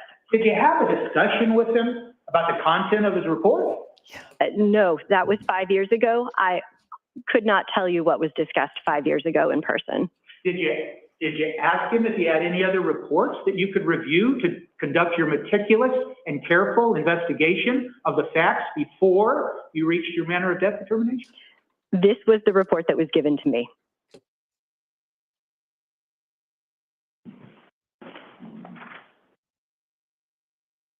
It wasn't given to me. Nobody asked me that. Did you have a conversation with Kukowski about changing your manner of death from The same undetermined to report homicide? that you did have from Trooper Kukowski also includes, in an abbreviated form, the fact that Ms. McGee told the police that Mr. Savitz attacked her, correct? Give me a moment to review this, please. I know they're always present, but Kukowski was famous for in the Karen Reed case, Yes, telling in the second Proctor paragraph, it says that. Okay. that he got medical So, examiners to change yesterday their you told manner of us, death. So that's what's important. It's Kukowski that's on important. cross-examination, that you do not ignore all of the facts and all the reports and the information in the reports that you receive and you review before you determine your manner of death, correct? Yes. So it's fair to say that when you were asked these questions on redirect examination, that in fact, you're not using the fact that Ms. McGee had told the police she was attacked by Mr. Savitz, are you? As I said previously, there were two people involved in the discussion, and the end result is that one of them passed away. The forensic definition of homicide is two people involved in a death. But what if one person isn't there? How can you determine that they were there? And those questions you were asked on redirect examination about perceiving fear. Once again, that's your conclusion, correct? Yes. And that's one of the things that we've already discussed in that manner of death article, the problem with making subjective determinations of whether the victim perceived fear or not, correct? Yes. But you went ahead and did it. I did. I did. Proud of it too. You would agree with me that holding your arms up in the fashion that's described in the police report that you were asked about on redirect examination, that doesn't necessarily imply fear, does it? The way it's described is a defensive position. But it doesn't describe whether he was feeling fear or not, does it? No, but we know he had an emotional response. That could have been from his anger alone. Yes. An emotional response now. This is what's important. Not that he had a You 90% also were asked occlusion in both of on his. redirect examination that the Brookline Police Department report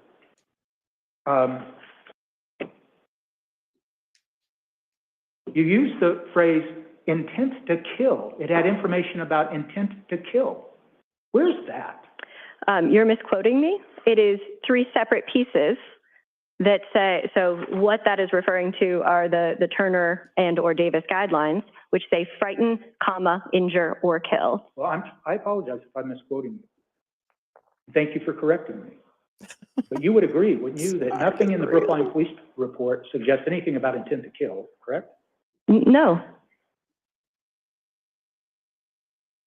And there's nothing in the Brookline Police report that even says specifically that Ms. McGee intended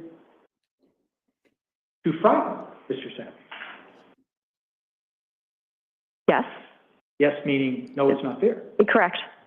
Once again, that's one of your assumptions, correct? Yes.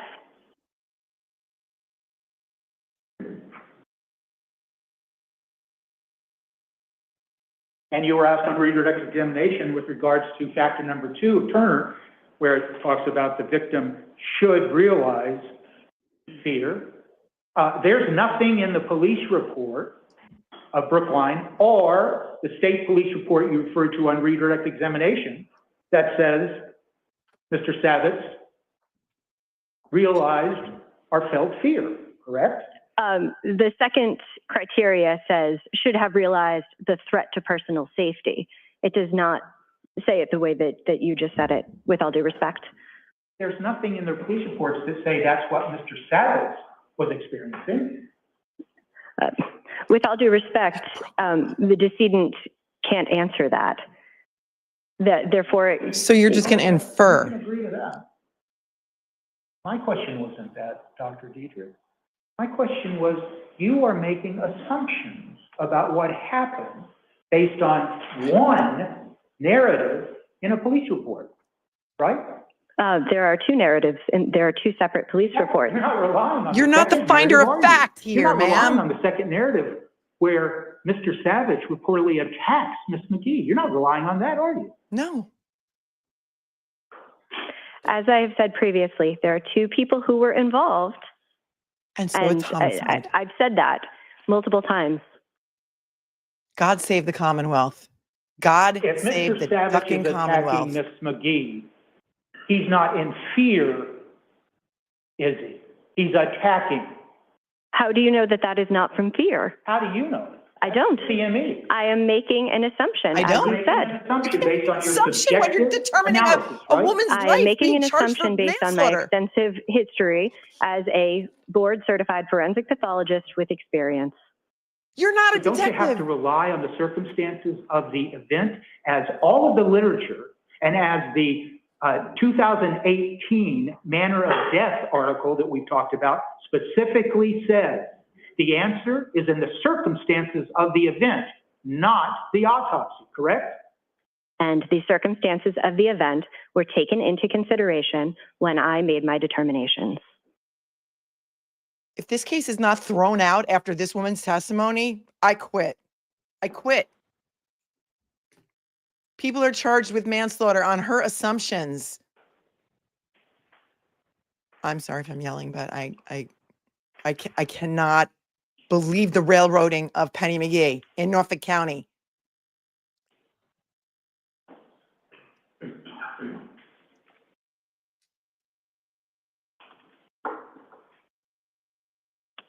Did you take into consideration that the SPDU report, the state police report you were asked about on redirect examination, and the Brookline police report that you were asked about, that there are differing facts with regards to what Susie Savitz supposedly told police? That she says slapping to the Brookline police and she says shoving to the state police? Did you take that into consideration? I don't understand how those differences would affect my cause of death. There's Your cause of death or your manner of death? both. They're intertwined. Slapping or shoving or verbal, those separate pieces don't change the cause of death. And finally, you said it on redirect, I believe, and you said it here. Your assessment as the medical examiner comes down to if there's two people in a room and one person attacks the other and dies, the other person in the room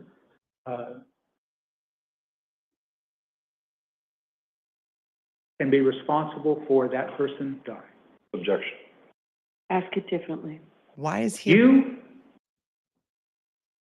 have, it's your opinion, your medical examiner opinion, that if two people are in a room and one person attacks the other person, That's what I was thinking. and the person who attacked that other person collapses and dies, that the other person can still be named in a manner of death as responsible for it. Objection. That's not quite what I'll let you ask. There's no jury, you guys. Remember, Judge two Cannone people is are the finder of present. fact here. And one person dies, the other person can be responsible for that death. Objection. I just approach. Why don't we come to sidebar? Yeah, come to sidebar before my head explodes. Dr. Russell is the GOAT says there needs to be an investigation into this, Emmy, and she can see it all the way from Norway. A woman is on trial for manslaughter, facing 20 years in prison because the medical examiner made assumptions based on police reports and some things she considered, like daughter Zuzie's statement, which she changed on the stand, but some things she didn't consider, like Penny McGee's statement that her ex-husband was dragging her around by the hair and slamming her up against the appliances. So she just made assumptions and called this a homicide, and here we sit. And Penny McGee's looking at 20 years in prison. Thank you, Bonfire. Dr. Yu. Hi, Thank you, Dr. Kale. Moore, all set. Thank you. Thank you, Libra in Um, Seattle. Some of these are, Everything. some of them are yours and some of them are mine.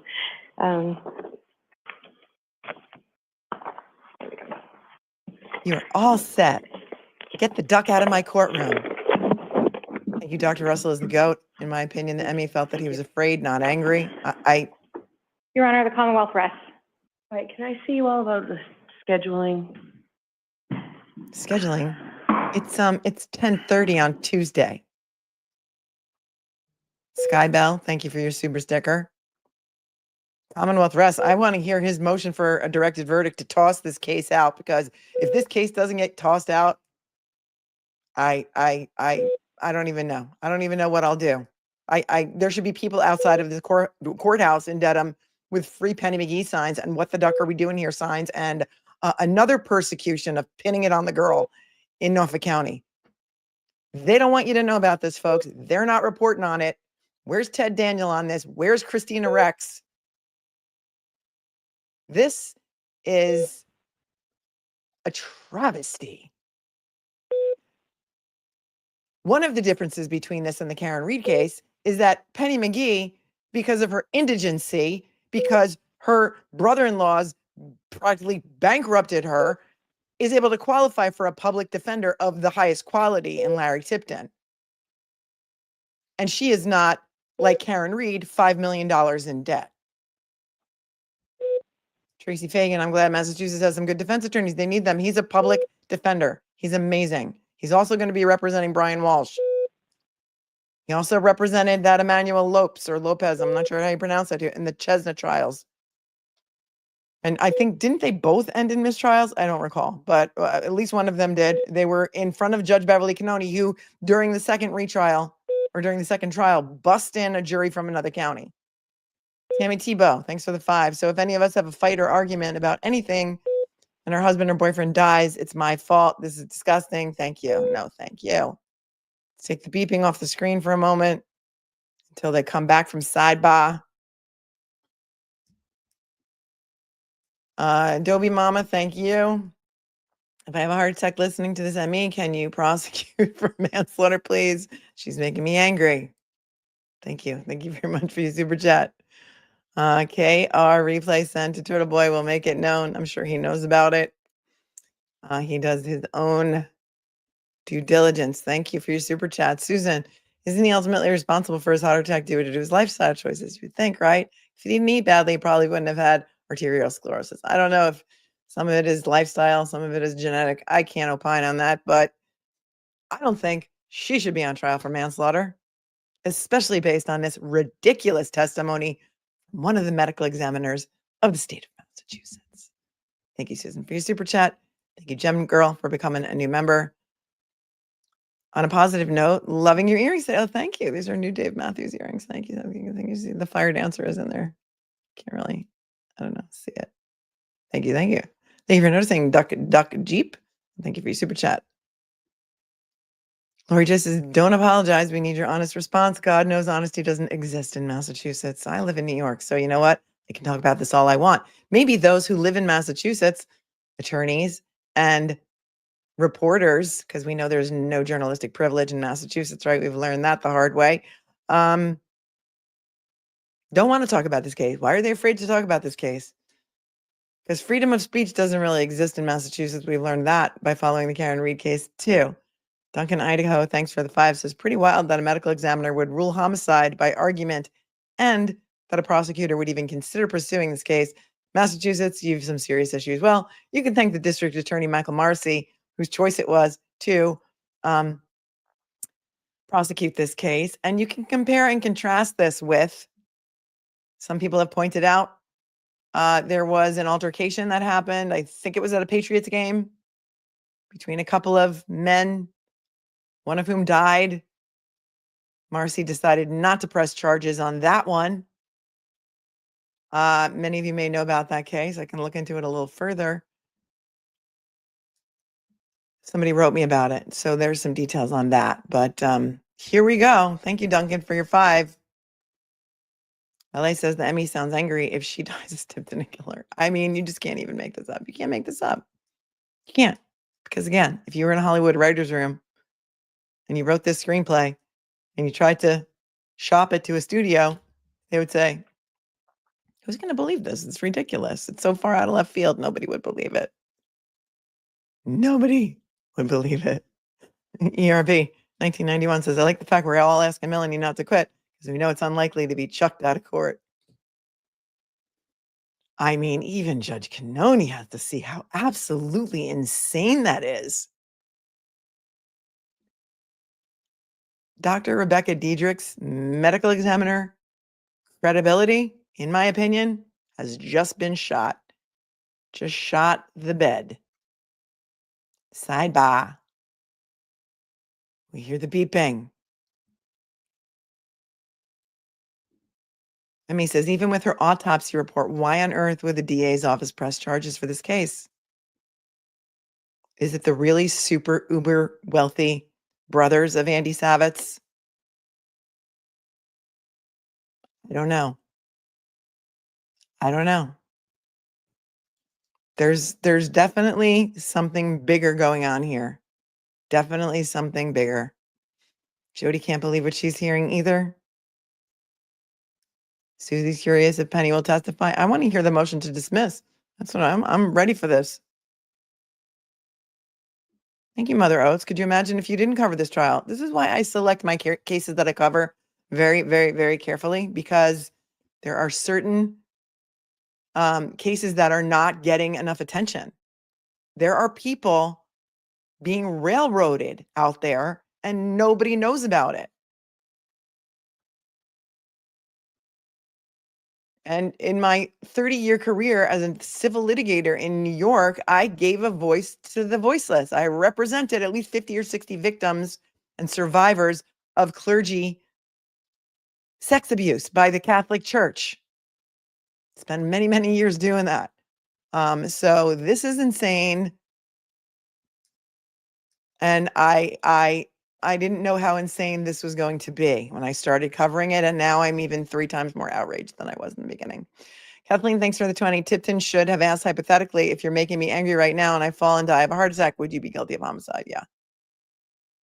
Yeah. I am just, Nurse Kim is here. Hi, Nurse Kim says, remember, in Massachusetts, there's no independent investigation. Be the office of the chief medical examiner. They are an arm of the Massachusetts State Police. Oh, isn't that lovely? President of the Massachusetts Bar Association has tried to change that for the last 40 years. Thank you, Nurse Kim. Nurse Kim is awesome. She comes in with the deets on the sitch. I just wanted to point out that the dad was still hiding from the daughter, that the mom and dad, they were not back together, but the mom was living in the house. The mom was allowed to live in the house. She had already, I believe, been evicted from the home that was owned by the trust that was controlled by the brothers-in-law. And so since she was apparently the only one taking care of her ex-husband, he allowed her to move back in. She had her own bedroom there, but apparently she could only be there when Zuzi wasn't, because she and Zuzi were estranged. We don't know why. But again, thank you so much, Kathleen, for your 20. I'm verklempt. I'm verklempt. We're still waiting for the sidebar. Hopefully we're going to get to hear the argument for this ridiculousness of getting thrown out of court case. A dismissal.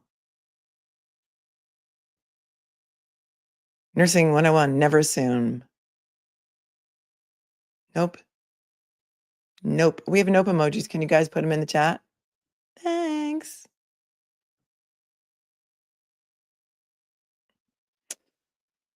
Nope, nope, nope. So many emojis for members that we have here that we crafted for the Karen Reed case that are applicable in so many cases.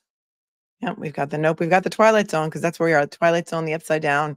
It's like the Lion, the Witch, and the Wardrobe. Like we walked into the wardrobe and we are in this alternate universe because there was a door in the back of the wardrobe that took us here. Pinky, thanks for your 10. Following the Emmy's theory, opinion, and decisions, shouldn't Zuzi be held responsible too? She was yelling. She was distraught and yelling for her dad to stop. I don't believe that is important. Yeah, it is important. I don't believe we're here. But again, there is a woman facing 20 years in prison, and she has opted for a bench trial in front of Judge Beverly Cannone. And the world is watching. If you are not from Massachusetts, or even if you are, tell us in the chat where you're watching from. Worldwide now. Now it's worldwide, because I'm not going to shut up about it. There's Melanie Little's left swipe in the StreamYard. I'm doing good today, right? So far, so good. I haven't done it yet. Thanks for your super chat. Says this is par for the course in the corruption wealth of Massachusetts. Prayers that Judge Cannone makes the right decision. Prayers up for Penny McGee. Prayers up for Penny. I feel like I should be saying a rosary or something right now. Denmark, Netherlands, Czech Republic, Finland, Wisconsin.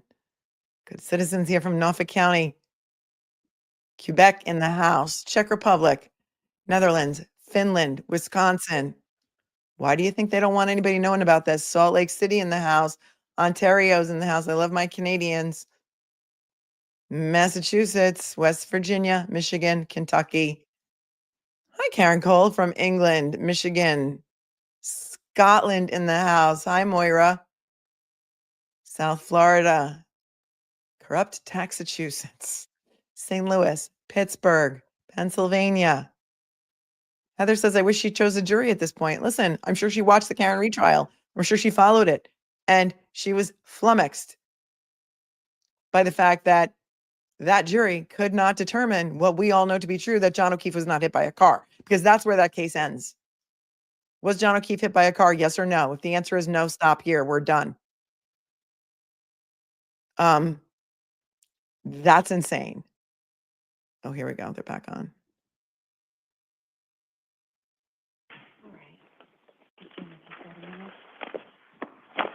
South Africa. All rise in the court, please. I said that's a big ask.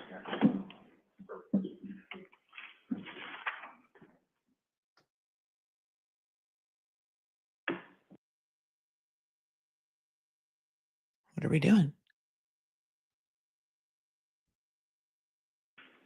We'll be a recess for 30 minutes.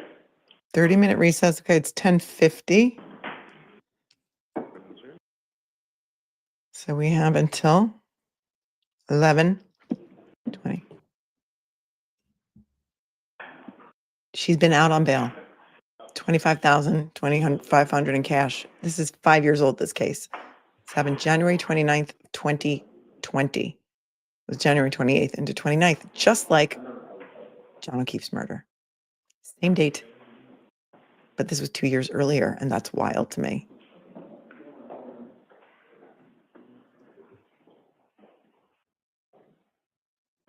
Cheryl is here from Stoughton, and her backyard borders Canton. Don't go there. Flower lovers from Michigan. Jamie says, is the defense putting on a case? Well, they're breaking for 30 minutes, so I'm hoping they're going to make their motion to dismiss. I'm hoping that perhaps it will be granted based on that abhorrent testimony by that medical examiner. Thanks, David Tracy, for emailing me. I do read all emails. I do not get a chance to respond to all emails, but thank you so very much. Any news from the cupcake in court? She said, sidebar. They're very strict about phones in there. You can't pull your phone out while court's in session, but there's a sidebar. She also said earlier that she introduced herself to Penny and to Mr. Tipton, said that we were all praying and we are all out here screaming for justice for Penny. And then she gave Penny a hug. California in the house. Yuri did not testify in this case, although he did take the statement of Zuzi, and the prosecution has just rested. So, although he was involved in it, he did not testify. We thought he might, but he did not. Funny. Oh, somebody brought this to my attention the other day, so let's take a look at this. They said, this case reminds me of Alizin device, and this is from the 1600s. For those of you who don't know, we're going to take we're on 30-minute break. We're on break. Court's on break anyway, so let's take this down. And Alizin device, let's see. This is a case out of England from 1612.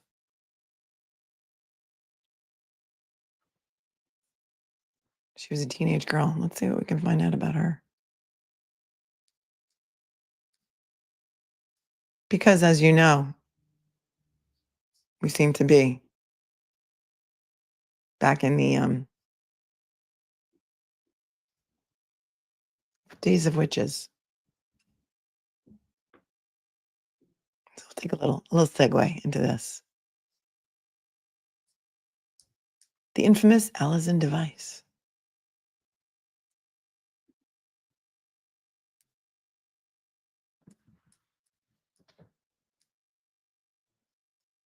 On August 19th of 1612, history was forever changed. On that day, a series of witch trials took place in Lancaster, England. They were dubbed the Pendle Witch Trials, the most famous witch trials in history. Back in 1612. Nowadays, Pendle has become somewhat of a tourist attraction, and numerous British landmarks were inspired by these events. But what few people know is that the most gruesome witch trial that ever took place was caused by the actions of one teenage girl, a girl named Alison Device. And her first name is spelled Alizon. No one ever really talks about Alison. No one talks about the Pendle witch trials much at all. In fact, they'll talk about the circumstances surrounding their deaths. They'll talk about the infamous witch trials, but no one is interested in who the Pendle witches were. Who were they before they were murderers or liars or schemers? That's what I intend to tell you. The trouble is, I'm not sure. Turns out being executed in one of the biggest witch trials in history doesn't mean people care about who you are. But luckily for us, the trial was recorded in detail by the court's clerk, Thomas Potts. And with the help of judges Sir James Altham and Sir Edward Bromley, his account was edited and then published under the title, The Wonderful Discoveries of Witches in the Counties of Lancaster. The Wonderful Discovery is the most thorough retelling of a witch trial in history, and it's how, while we don't know Alison directly, we can piece together who she was based on her words and actions. And shine some light on the famous Alison Device, the girl who doomed her entire family.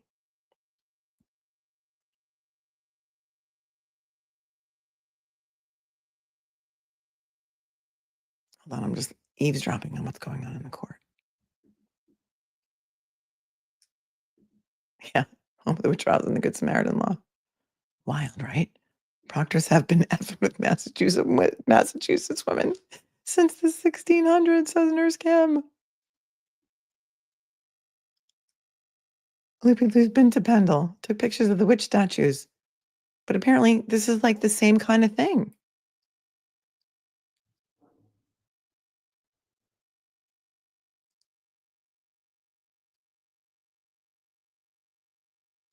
I think she gave somebody a heart attack.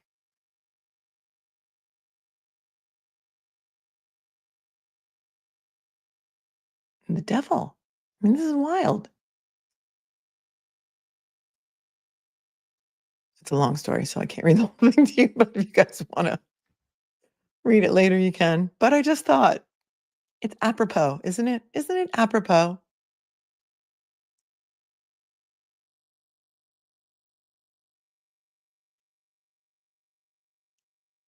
Going back to March 21st of 1612.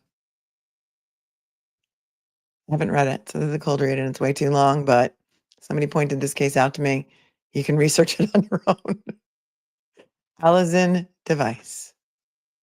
What the duck? Where are we? Anyway, I think she was hung in the end.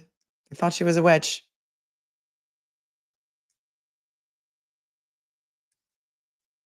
But this looks like an interesting story that I'll have to read more later.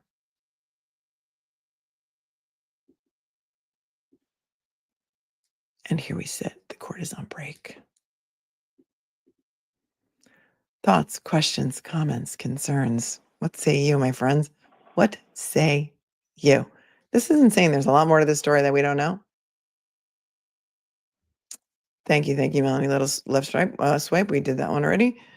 Angela says, thanks for the 5. Thank you for your advocacy and insight. This is what the internet was meant for, to create awareness. Can the Emmy be found incompetent? I think she did that. I think she just proved that by her testimony.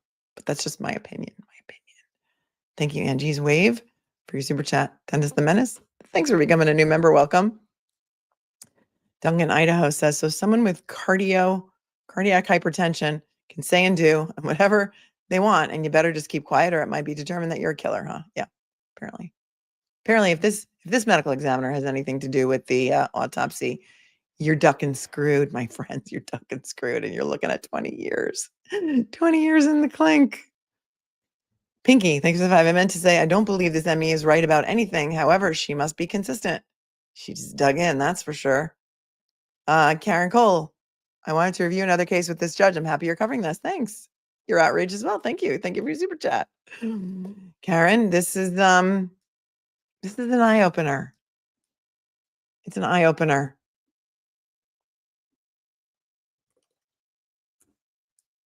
Let's go back and take a look.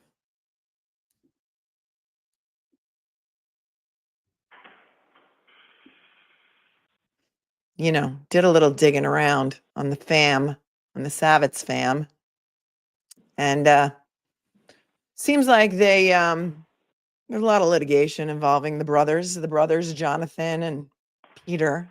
They're the rich ones who live in Greenwich, like bazillion-dollar homes. But there was one action that I found where they entered in a contract to sell their parents' condo. And the condo was 100 Belvedere Street in Boston. I don't know. Is that in Brookline, you guys? Do you know? Well, here it is. They entered into a contract to sell it. I think their parents passed away. It's in this lovely building in Boston, 100 Belvedere Street, apartment number 11D. They entered into a contract to sell it. And then they backed out. They didn't want to sell it. So the sellers sued them for specific performance, saying, we're in contract. You need to sell this to us.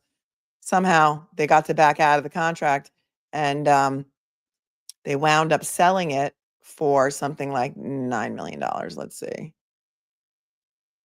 So there's a lot of money. At least the brothers have the money. I think they're in control of it. We did learn through this trial that Andy, the decedent, had a perhaps had a gambling problem. So it did sell in October of 2018 for $8.75 million. And this is an apartment or a condo in Boston somewhere. Here is the house that they're talking about in the case. Hold on. The case where this happened, I mean,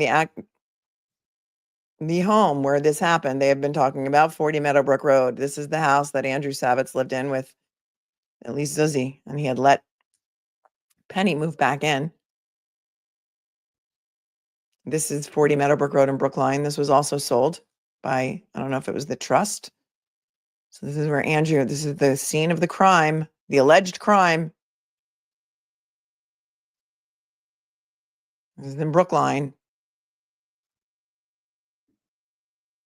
I believe it's sold for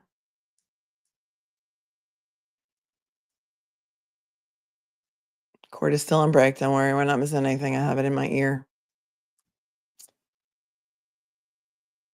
Well, I don't know. Maybe they still own it. $225. I thought they sold it after his death. Well, I'm not sure. But here is here's the house that Penny was evicted from. Let's look at that house, because that is a really nice house. And they've mentioned the address, so it's okay. Here is the house where Penny was evicted from. This was 79 Randolph Road in Brookline. Lovely, right? Lovely Tudor. Owned by a trust, controlled by the brothers-in-law who evicted her and her children because they wanted to sell the house. So they evicted her. I think the brother of Andy testified. They had to evict her. Took a while. She had until December 31st of 2019 to get out of the house, and she didn't do it. So they gave her a 3-day extension. Then she was out by something like January 3rd. Remember, the death of their brother, Andrew, didn't happen until the end of January. They said they wanted to sell the house, and that's why they wanted to kick her out and evict her.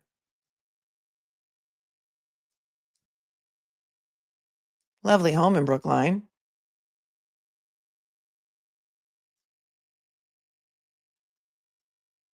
Yeah, it is a rich area, right?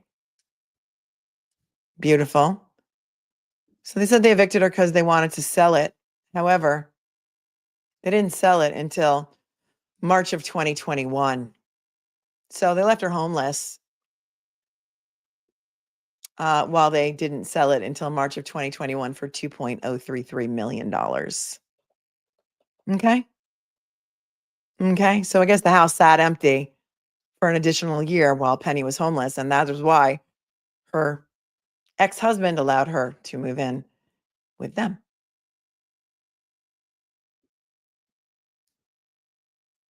Crazy story, right? Yeah. Harsh to evict her, especially during the holidays. Yeah. And then what happened? Then the panty happened. The panty. So if they couldn't sell it at that time, when could they? Let's see how much time we have. We have 15 minutes. Let's take a look.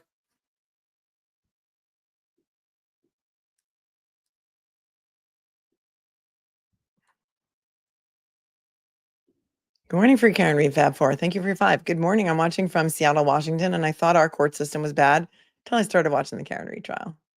Welcome to Norfolk County, Massachusetts. Thank you for your super chat. Lori says, your opinion keeps me out of prison. Homicide by arguing with stupid MEs. Thank you, Lori, for tuning in from Canada. And for your 10. Desert Cat, thanks for the 5. My sense is that Penny is being punished by petty, powerful rich men who got miffed that the girl didn't just quietly go away. Witch hunt mentality. I think you may have something there. You may have something there, Desert Cat. Thank you for your super chat. Ellen, thank you for tuning in. Sandra Melgar case in Texas. Similar argument was that Sandra must have killed her husband because he died in a home invasion and she didn't. She was found bound and locked in a closet. She was convicted. Oh, that's frightening. I don't know when that was, but that's frightening. Thank you for your super chat. New York mom, thanks for the 5. Melanie Little, goddess of justice, thank you for covering these atrocities that need to be exposed. We are outraged. We are so outraged. We are so outraged. You know, there hasn't been a lot of coverage of this. And so when we first started covering the trial, we had to cobble together portions of testimony from, you know, the Court TV website. They made us watch the commercials. They didn't even broadcast the whole entire thing. I was getting frustrated. And so we sort of didn't watch a lot of the testimony. But while we're here and we have a couple of minutes and many of you are new to this case, based on that, let us go back and watch while we have some time, waiting for the court to come back from break. So you can get a feel for the brother-in-law, Jonathan Savitz, who evicted Penny, and you can let me know what you think. Husky Lover, thanks for your 20. Shows how good the defense attorneys have to be. It looks like it's a stacked deck against them at every trial. At least here in Norfolk County. Thank you, Husky Lover, for your 20. I appreciate you so much. So they did eventually publish some stuff, Court TV did, on the streets of YouTube. And so we can now turn our attention to the testimony of brother-in-law Jonathan Savitz, who was the first witness called by the Commonwealth all the way back last week. Drawing your attention back to January of 2020, where was your brother Andy living at the time? He was living at Meadowbrook, 40 Meadowbrook Road. And do you know who he lived there with? He lived there with his children.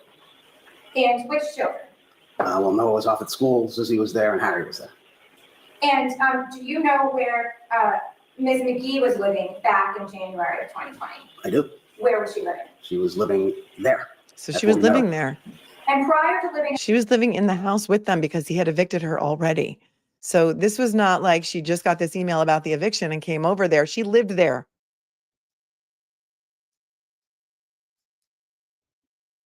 Hold on. Can I move these captions? Yes, I can. Oh, yes, I can. Okay.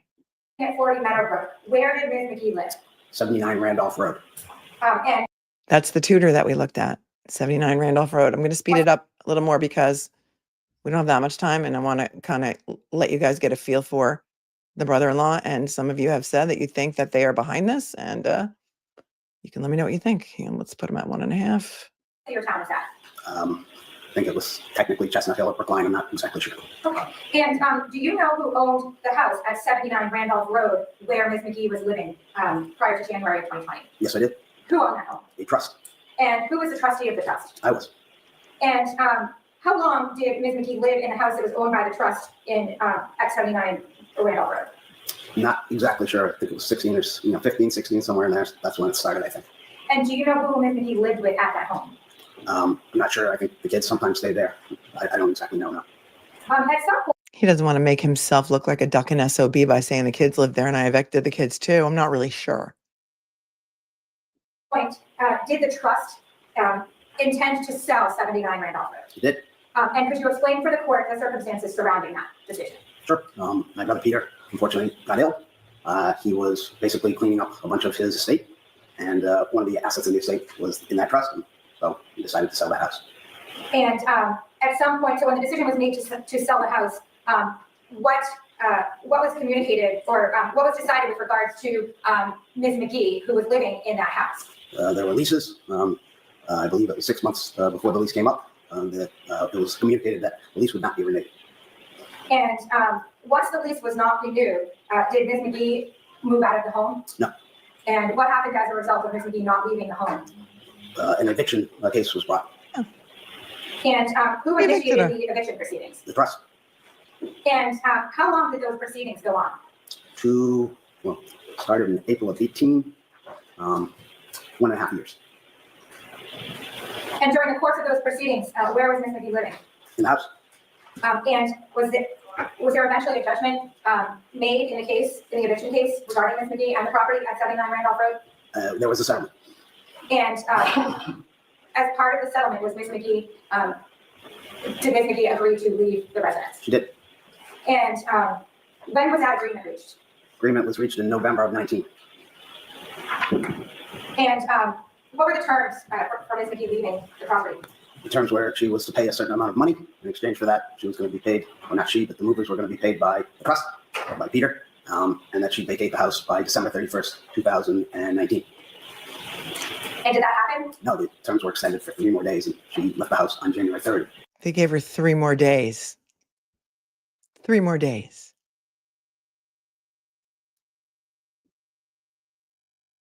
Hold on.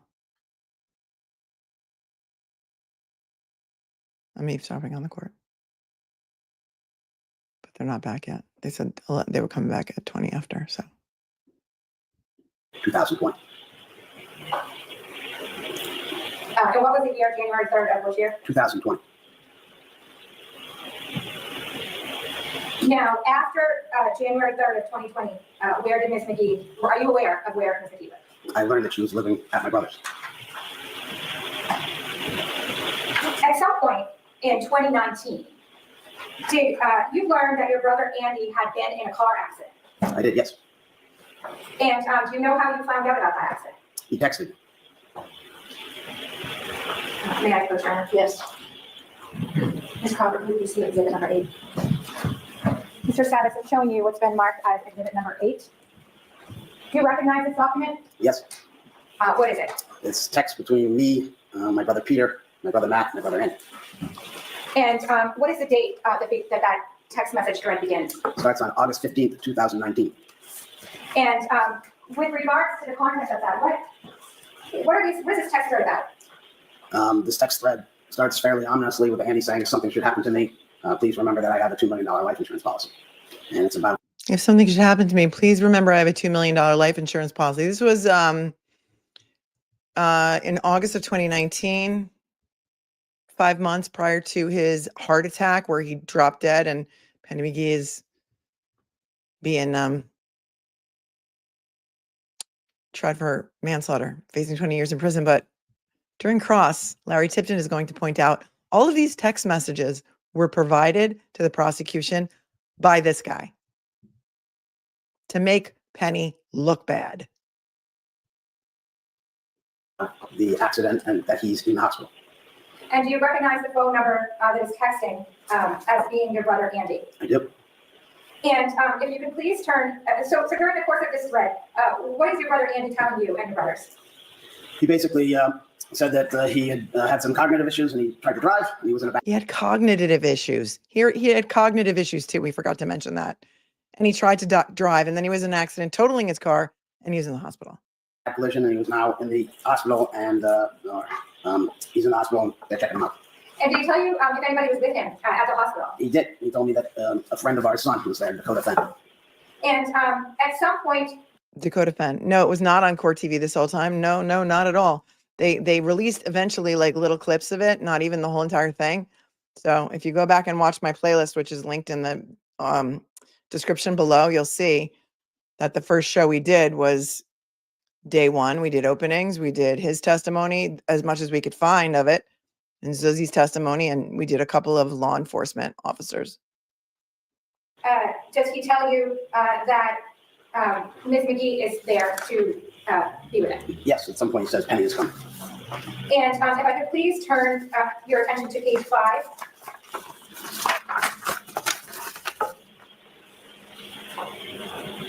Ms. Crawford, could you please go? Ms. Crawford, could you please go to the text messages? That's Ms. Crawford, Colleen Crawford. You may recognize her name from the Karen Reed case. Yes, that's Colleen Crawford. She's going to be the expert witness called by Hank Brennan on behalf of the Commonwealth to talk about the video at the Canton Sally Port.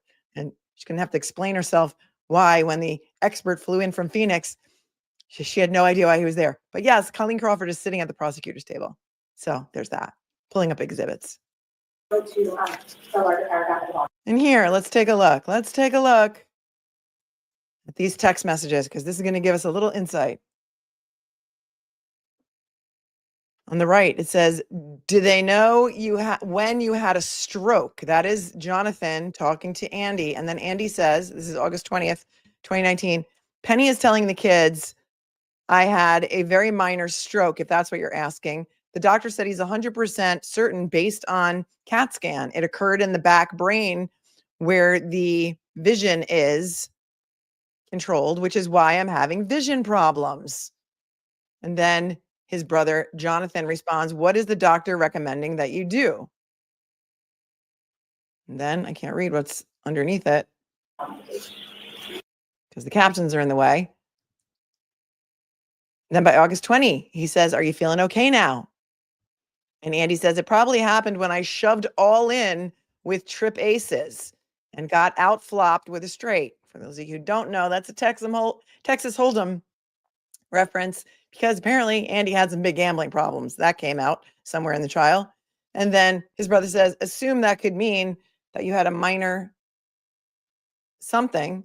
Because they're not going to talk about those text messages. They only want you to see certain ones. Oops, hold on. Yes, sir. Mr. Savitz, I'm going to draw your attention to the text message that is dated 8/21/19 at 8:46 p.m. Do you see that paragraph there? I do. Where was this, which phone number? Oh, so we couldn't really get to those. Was this paragraph received from? From my brother Andy's. And are you aware of who was writing the text from your brother Andy's phone? Yes. And who was it? It's Penny. And how did you know? And here's what Penny says. Okay, this is what Penny says on August 21st, 2019, after his major car accident, when she's the one, they're divorced, remember, she's the one in the hospital taking care of him because his ducking brothers don't even show up. Here's what it says. He's going to read it, but I'd rather read it to you. It's Penny. Peter, so nice of you to text or call your brother to see how he is. John, nice texts. You could have called your brother. Matt's the only one who called. Your brother has had a stroke. He has minimized it. But this is a serious situation. He is still in the hospital. Last text I will send you, and I have no intention to update you. I gave you the opportunity and you rejected it. You are on the do not visit list, and doctors are instructed not to talk to any of you. As far as I'm concerned, you are all bastards given your lack of concern. Andy has designated me as his healthcare proxy, and Fenn is second. This is our family's concern, and you have nothing to offer. Stay away. If and when Andy wants to give you any information, that is up to him. Sadly, you don't have the ability to put aside our differences for the health of your brother, which makes you worse human beings than I thought you were. We're going to fast forward a little bit because they should be coming back to court soon. The language. You please. The caller has a hospital that you can scale. He reads it. Now we're seeing a little bit more. And then we have I'll go back the to Julie a Grant that you should misunderstand commercials. is So, rather hang on. more about what. So this is the prosecutor. We haven't gotten to see her. We haven't been able to see her very much, but her name is Jennifer Blair. She's an assistant district attorney at the Norfolk County Attorney's Office, District Attorney's Office. And I want to go a little bit further here.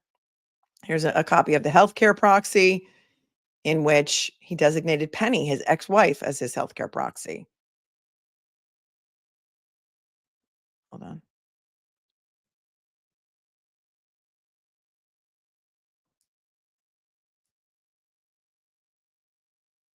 They might be back shortly. But anyway, here's the healthcare proxy.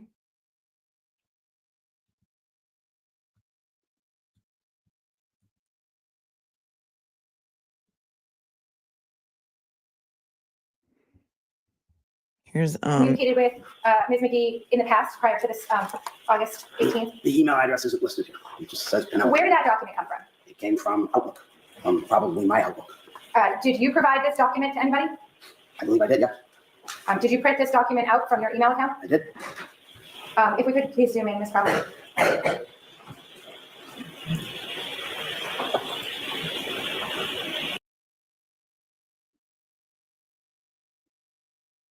I'm eavesdropping on court.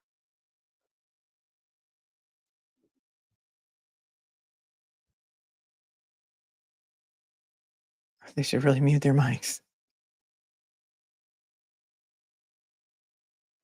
We're going to listen. Shoving father. Penelope sounded erratic. We gave that statement late, but she was acting. Yeah, so that's what I mean, but he didn't articulate why XYZ is. Penelope acting erratic. He says that's why we didn't give it to her or something like that.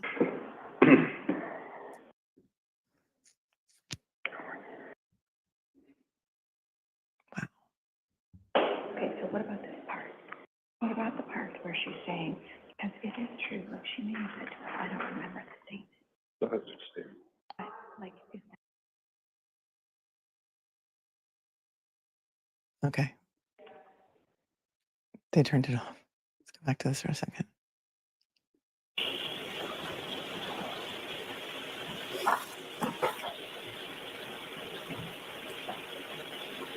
Mr. Savitz, can you tell me what was Penny communicating to you in regard to this email? She was communicating an update about what had happened to Andy and what his issues were. And what are some of the things she told you about Andy's condition? Said he was still confused, his memory's still impaired, been sleeping a bunch. Went to the doctor, went through the PCP, what the PCP said, and then basically explained kind of some of the symptoms and explained where that he was staying with her.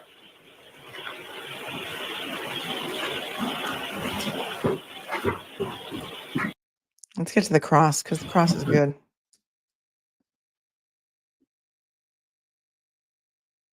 Except I wanted to read this to you. Okay. Here's a text message that she sent August 25th. Just to give you some detail, Andy has 3 separate issues going on, and according to his doctors, they are unrelated. 1, the stroke, which is the cause of the loss of his peripheral vision. They're hoping OT and PT will enable him to get some, if not all of it back. However, it could be permanent. Okay, so his peripheral vision was lost, and that was why he probably got in another car accident in December. 2, he has a clogged left carotid artery, may require, well, it says carotid artery, may require vascular surgery, but doctors say not urgent at this point.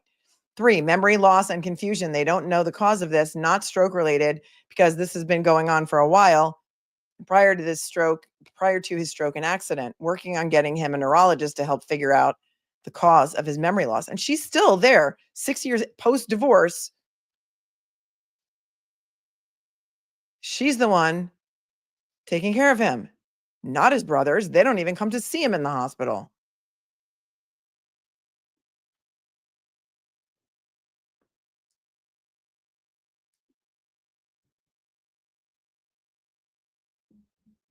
See if we can get to the cross. They're still chit-chatting in court. They're not ready yet.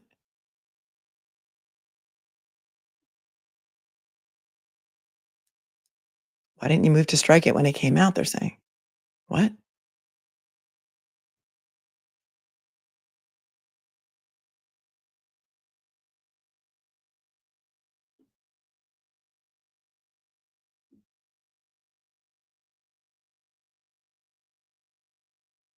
Let's see if we can, there's another kind of nasty email, but he cherry picked what he wanted them to see.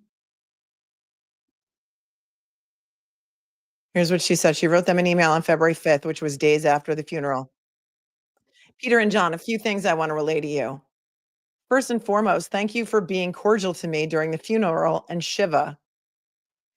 Given our fractured relationship, I do appreciate it. Mostly Noah appreciates it. That's her, I think, her oldest son.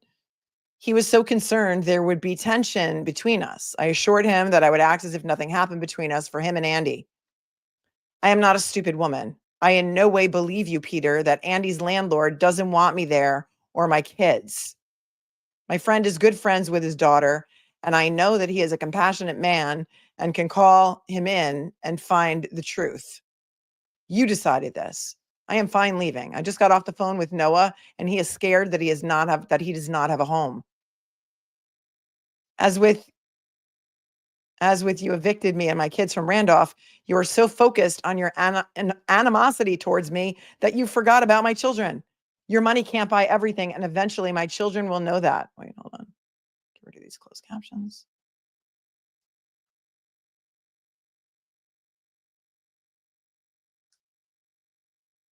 Noah already does. He loves me and will always be there for me.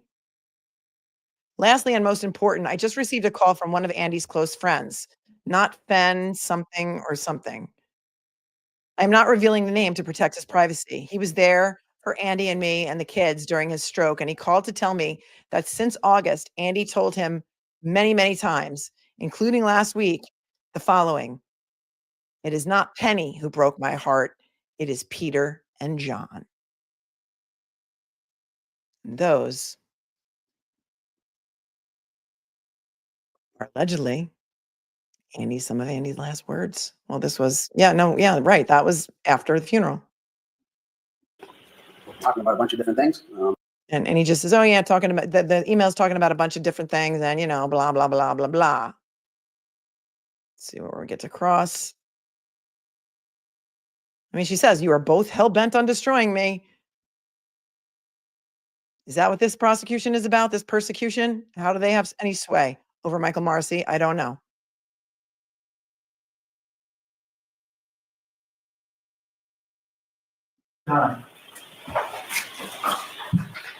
It's cross. Well, all of those documents were produced by you to the government, right? Yes. And that was after you contacted the government saying, I think I have some important documents you need to see, or words like that. Yes. And so you selected the documents that you thought were important, and you then provided them to the government, correct? Yes. And one of the things. Well, he gave them the text messages. He cherry picked what he wanted them to see. So, there's that.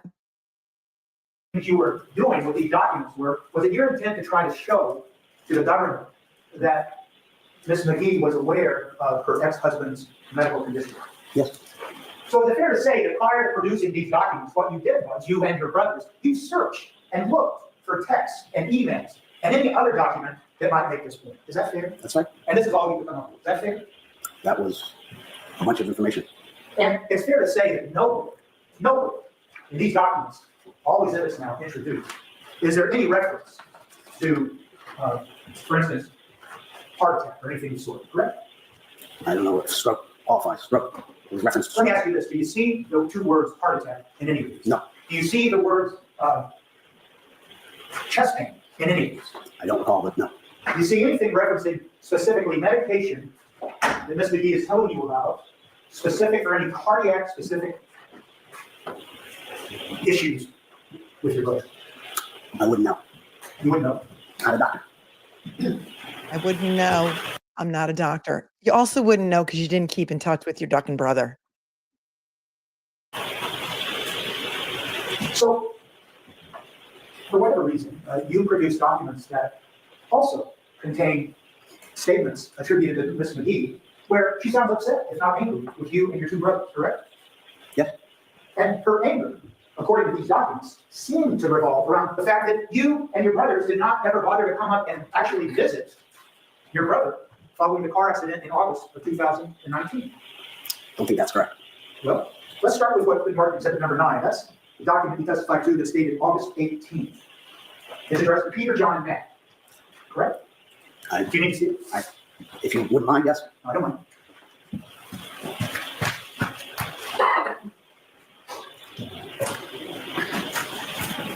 I'm showing you, approach.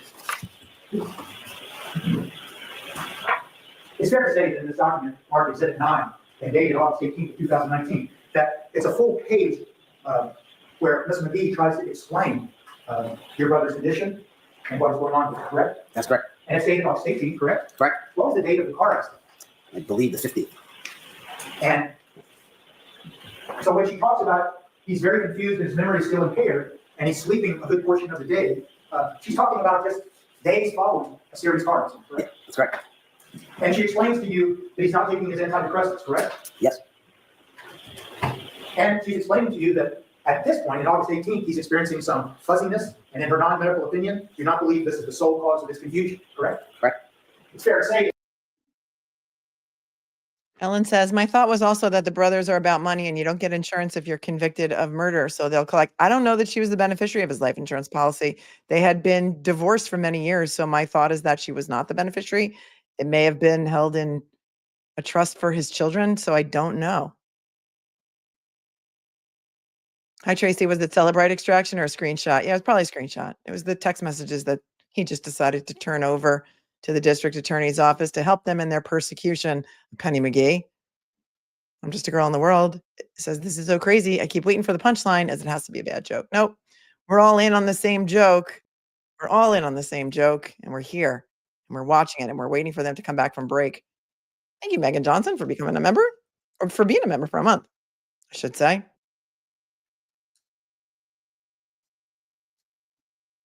She's taking pains and efforts to explain to you what she believes is going on with your brother.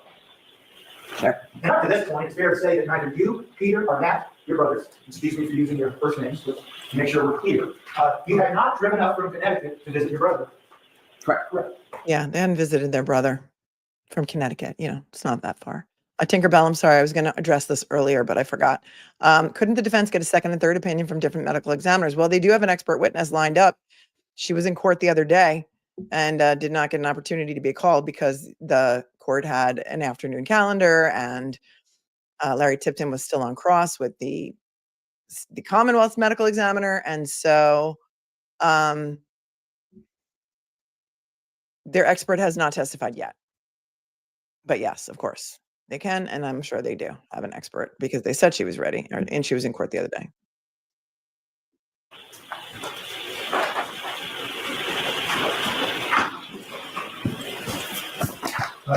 Yes.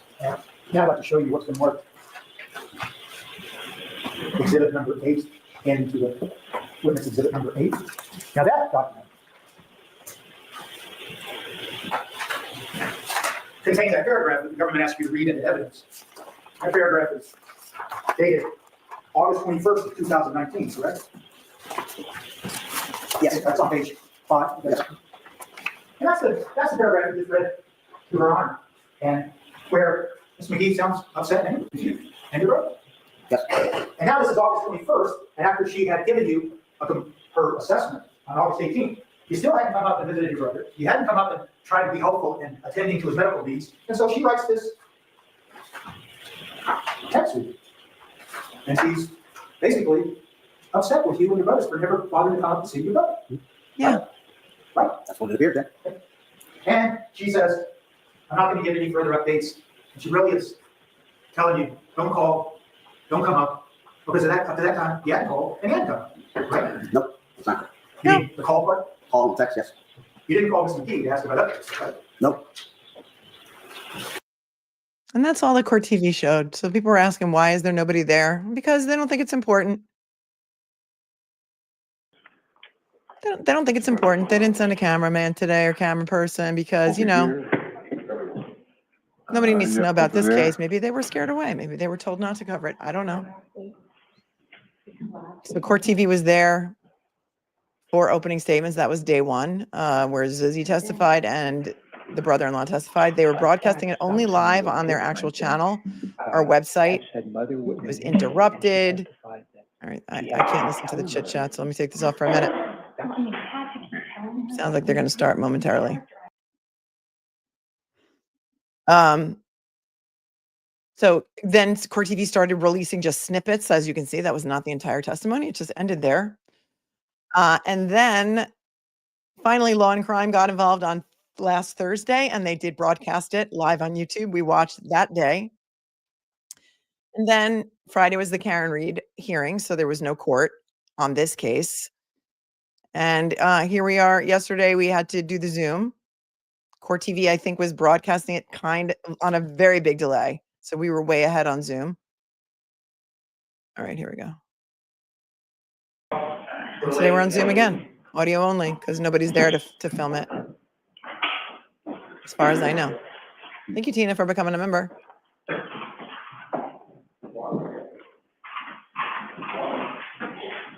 Thank you, Lisa, for being a longtime member, listener.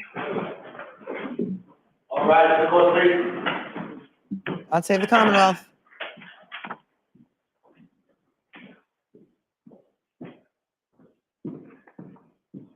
With back in session, you may be seated. My name will be Attorney Saviitz.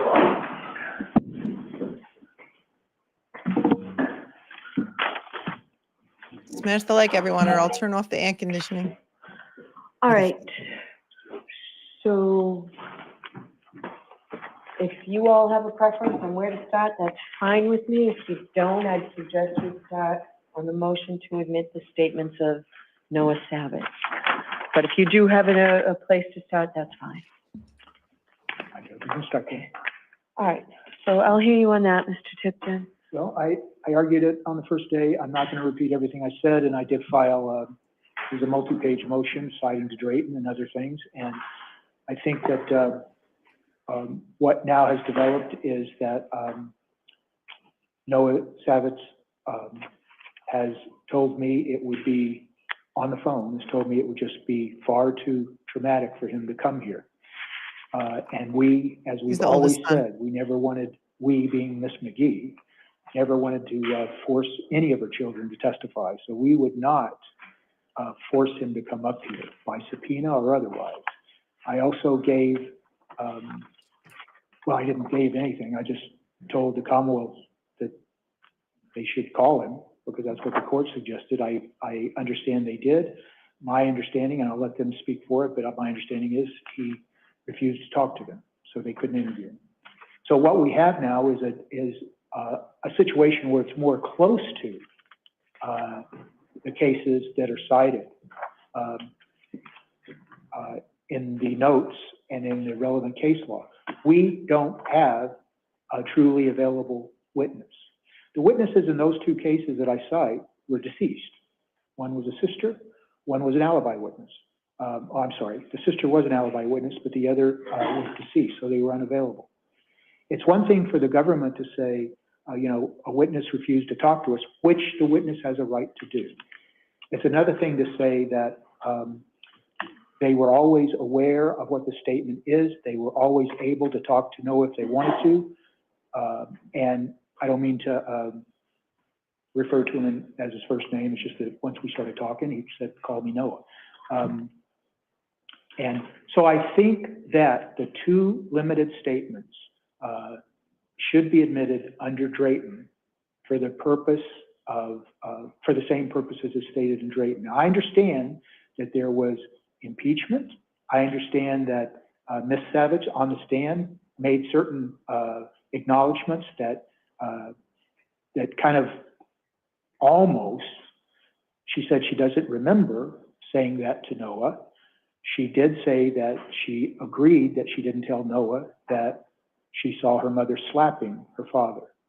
So I understand those are in the record. But for the reasons I argued and for the reasons I'm saying today, we would ask that those two statements be admitted. All right, Mr. McGee.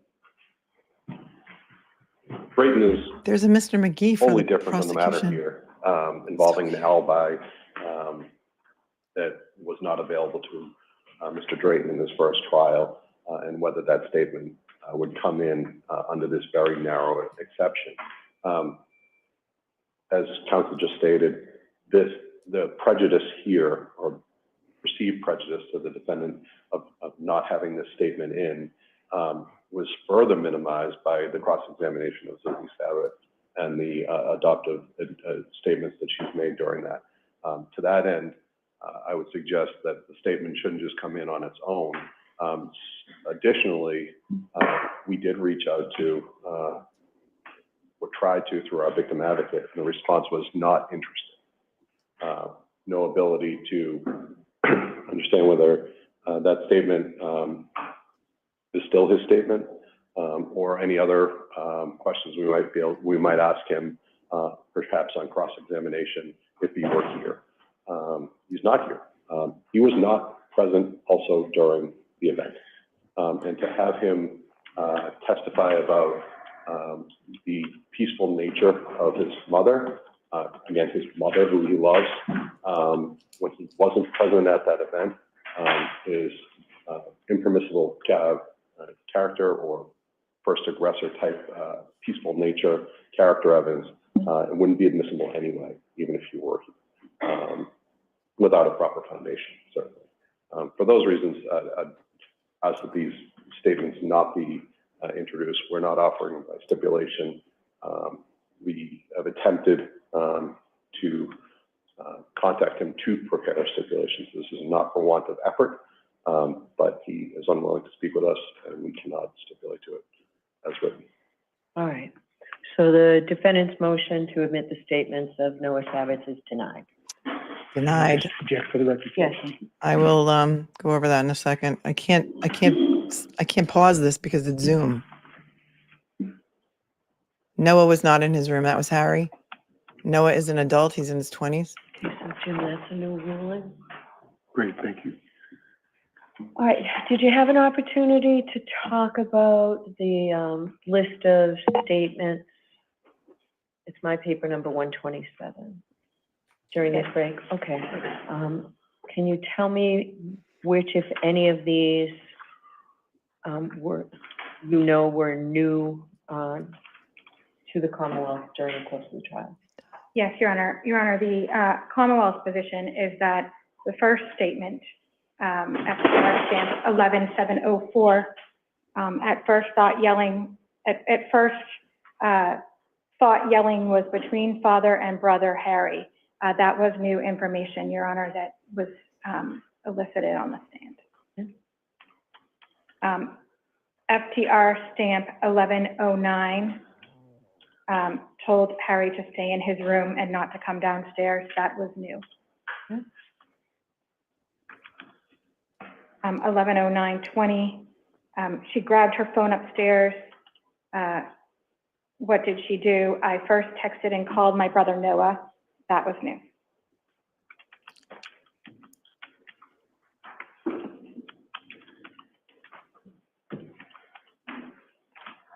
These are motions. These are post-closure motions for... And on the third page, Your Honor, the last two, 123950 and 124007, regarding the statement of thought Harry and father were yelling at each other, and told this to the assistant district attorneys. The Commonwealth's position is that that information was new and was not told to the district attorney's office. Okay. The Commonwealth's position, Your Honor, is that everything else was not new. Okay. All right, Mr. Tipton. Well, we didn't reach too much agreement, that's for sure. I just want to recall, and I'm going to try to be as brief as I can. You might recall that as soon as Ms. Savitz began her direct examination, she was only asked about, I'd say, 10 questions. And I objected, came to sidebar, said, and started the argument that I never got notice of these. The response of the Commonwealth at sidebar was basically, this is the first time we've heard about them too. So that set up this procedure where the court said, why don't you listen to what the statement's now? You don't have to jump up and object every time, and then we'll work through this procedure. That's what we're doing. All I'm trying to get the Commonwealth to say is, or to acknowledge, is that, for instance, when you look at the series of questions, the following question, number one, and the timestamp I have from listening to FTR starts at 11:07:26. And if you go down to the, those next four statements, they have to do with Ms. Savitz testifying to something that she saw happening in the kitchen. And on direct examination, she was descriptive. There is nothing like that in the reports.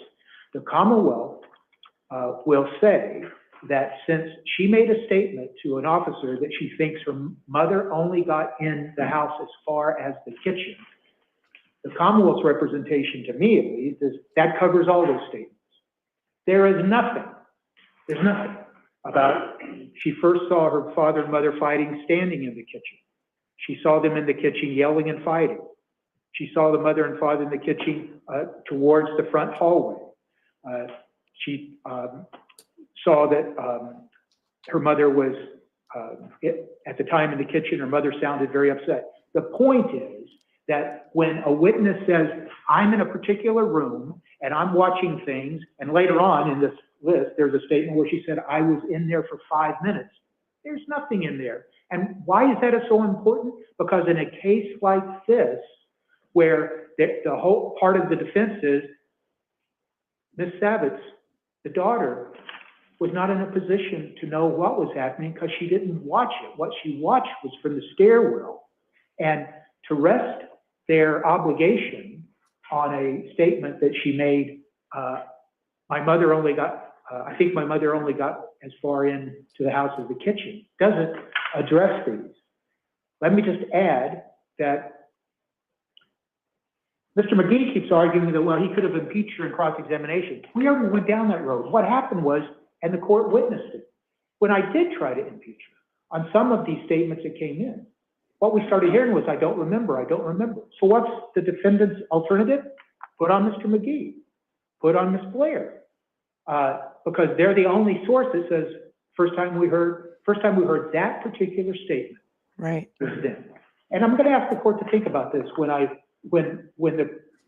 if the court deems it appropriate to ask the government, show me where those statements are in the police reports that Mr. Tipton is talking about. I just ask the court to think about this. If they're in an interview and a witness says something different, and they know they're under an obligation to give me that statement. And the reason is because it protects the defendant's rights to due process. What is the difference when a witness that they call takes the stand and says something either different or for the first time? Why isn't it that the defendant's due process rights are implicated then and there? And that's why we're doing this exercise in accordance with what I thought was a good idea by the court. Okay, let's get through the testimony. You don't have to jump up and object every time, Mr. Tipton, so let's work this out. So all I'm saying is, these are statements that they're claiming they didn't hear for the first time, and their support for that, for all those statements about the kitchen is, she makes a statement, my mother didn't get any further in the house than the kitchen, but she never, not once, and I would ask the government once again, show it to the court, that she said, I observed him in the kitchen, I observed him fighting in the kitchen, I observed him fighting for 5 minutes in the kitchen. So why is it that the government can just say, Your Honor, we assumed that's what she meant, but you're right. She didn't say that to us. And the first time we heard that particular statement was on the day of trial. Why can't they just say that? Maybe they will, maybe they won't, but it doesn't appear so.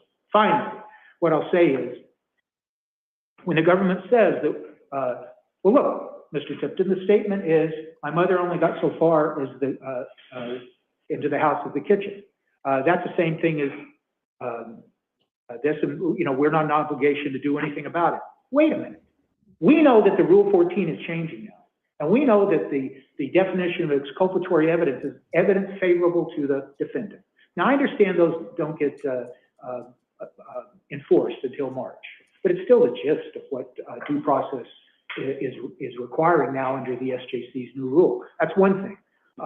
Two, when the Commonwealth says these really aren't inconsistent statements, we know that the definition of inconsistency isn't that it's black and white, that it's 180 degrees. We know that it tends to mean something a little different or can be interpreted as something a little different. And that is what we have been following in this Commonwealth for decades. Having said that, I could go down the list, but I think the judge, I think your Honor knows. I mean, page 2, they've agreed, they haven't agreed to any statements. And they haven't presented these statements to me. I filed this thing. I thought I was following the court's order. I filed this thing on September 30th, last Thursday. They got a copy of it. September 30th? What? I mean, January. Why didn't they just look at what they have, say, here's the statement, you've got it wrong. It wasn't new, but they haven't done that. And so I leave it to the court's judgment whether to ask the Commonwealth, show me where these statements are that you say weren't new. And I leave it at that, and I'll have to say. Ms. Blair, is there any objection to me acknowledging what the Commonwealth has acknowledged or considering it towards Ms. Savage's credibility, the 110704, the statements that were new to the Commonwealth? No, Your Honor. Okay. Mr. Tipton, at this point, that's all I intend to do. I'd like to move on, and you can renew this again at the close of your case if you put on a case if we get that far. Okay? Understand. But for now, I will use those statements in assessing Ms. Savage's credibility. Good judge. All right. So I think that leaves us with the Daubert challenge. Is that the last one? There it is. All right, so I'll hear you. You're asking me to strike exactly what? I'm asking you to strike the testimony of Dr. Dedrick as it applies to her ultimate opinion of manner of death being homicide at the hands of another.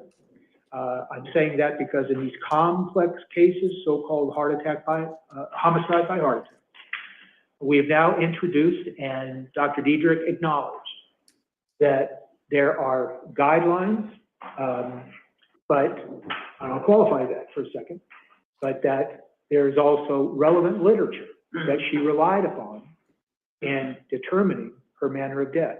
And I will argue that she did not follow those, whatever those factors were, whether you consider the Davis 5 factors as being revised and now we only consider the Turner factors or not. She did not properly apply those factors. Why? Because for the most two important, let's just cut to the chase, as people often say. Let's just concede that factor number 5, we're not dealing with that. Factor number 4, we're not dealing with that. The temporal proximity are the, what we're dealing with is the first two. And what we heard was Dr. Dedrick decided I can make assumptions about critical parts of those factors. I can assume that there was an intent on part of the perpetrator, Ms. McGee, to instill fear, to cause harm, and that it was severe enough without any other documents but 2 police reports. The police report of Yanez and the summary police report of Kukowski that she referred to for the first time today that was in the ME file. I would point out, and that's why I said I'll qualify, that guide to the manner, guide to determining manner of death, I pointed it out. The very first page, it says, these are not standards. Right. It says, you cannot judge a certifier by these standards, or you should not do so. So tell me something. Why is it then that somehow that becomes the standard to be followed, judge Dr. Dedrick's testimony by, and her methodology in reaching her manner of death, when in fact they themselves say don't use them for those reasons?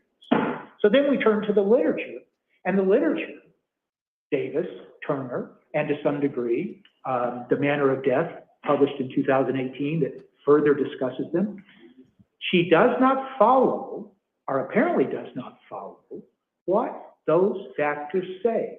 She disregards the language of criminal conduct. She disregards talking about someone being the perpetrator. She disregards making a connection between the precipitating event and the conduct at issue. She makes assumptions and conclusions without any basis of fact. Yep. Tell me something. I'm not talking to you, Judge. I'm talking to the government who put them on, and they're charged with just demonstrating the reliability. If you have an expert saying, I made a lot of assumptions of facts that I didn't have before me to make critical decisions about going from A to Z, and that's the methodology. I assumed a lot. And the very article, Manner of Death, published in 2018, she admitted, said, don't do that. And so she is contrary, she's doing things that are contrary to her own organization, the National Association of Medical Examiners. How can that comport with reliability and the factors that apply to the reliability? And if the government stands up and says, and I'm sure they might, says she can just rely on her experience and training. 3 cases, 3 prior cases, and then she disavows statements that say vigorous verbal argument can't be considered to be the cause of a precipitating event. On the one hand, the government says, this is the guide she followed, the guide, and then when you confront her with a statement in the guide, they say, she says, they say, the government, she doesn't have a follow. Why does that make her opinion in this case, not her opinions everywhere else?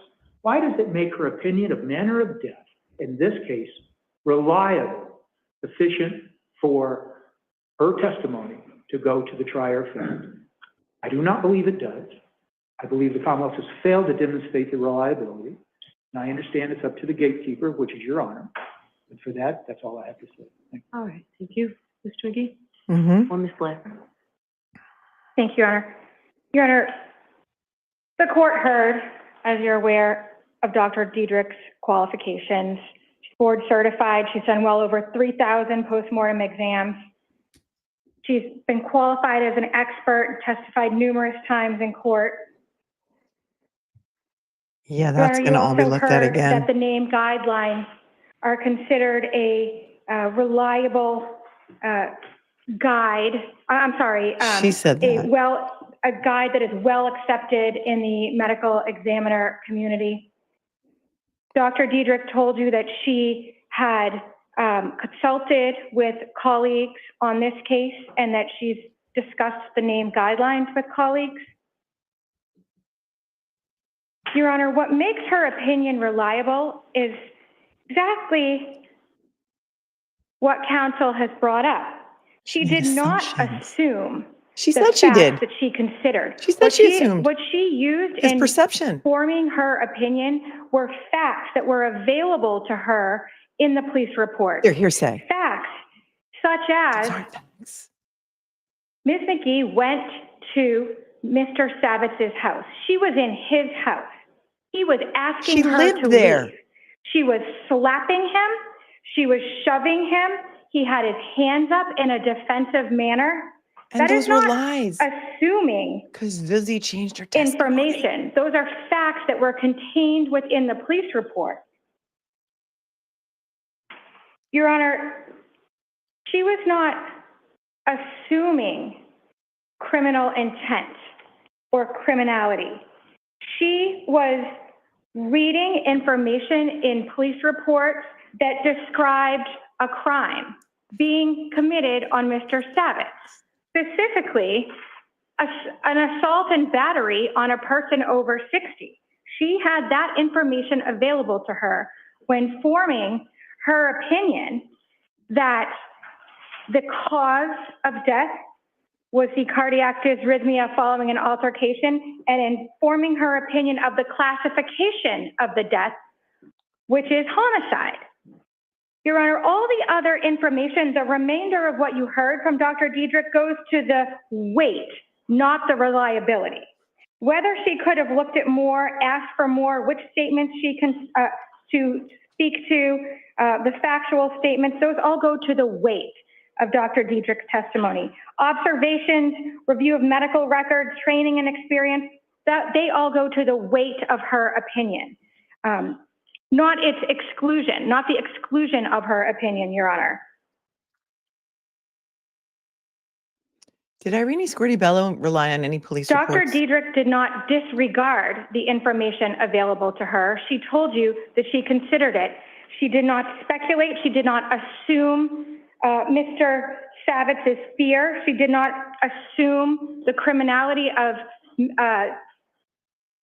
Ms. McGee's behavior.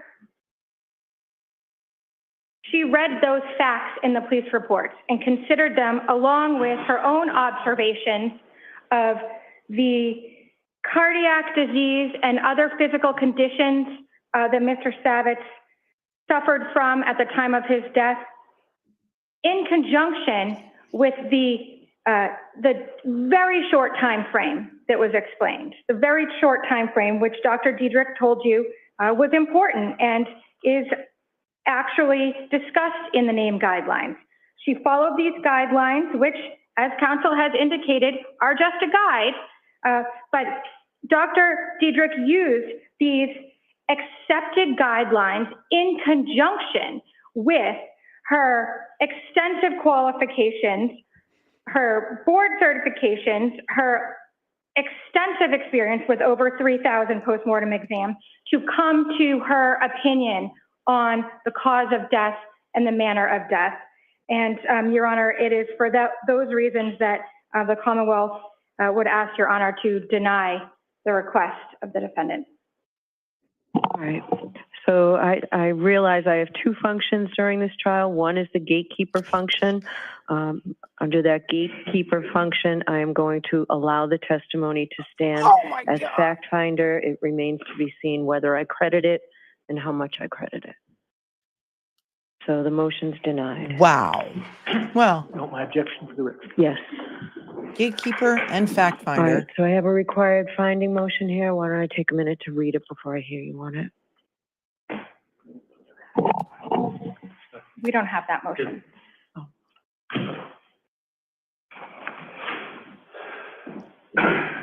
Yeah, just get louder. That'll work. You could see she was getting feisty towards the end, right? That is ADA Jennifer Blair getting feisty.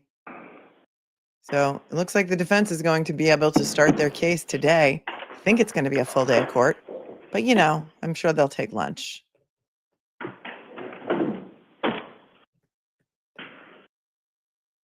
I mean, that medical examiner's testimony was frightening. Frightening. She assumed everything. She was relying on hearsay and police reports to come to her determination about her perception, about her assumption that the decedent Andy Savitz was perceiving a threat and perceiving fear, which caused him to have these hormones that caused him to have a heart attack because of this verbal argument.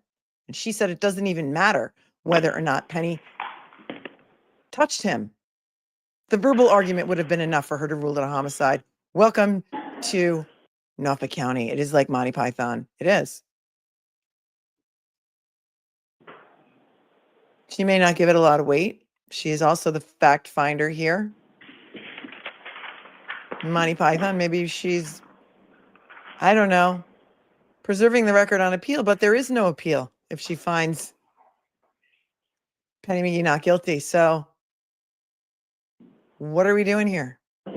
KPT, what are we doing here? Serenity, thanks for the 5. I would love to hear Dr. Bodden's take on this ME's conclusions. Thanks, Melanie, for all you do. Well, we're going to hear from the defense expert, so we'll see who that is and what that expert has to say.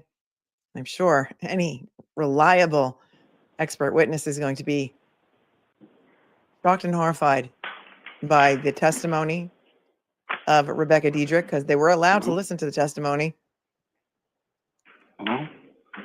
and it's wild. Brennan's Hello? hashtag value.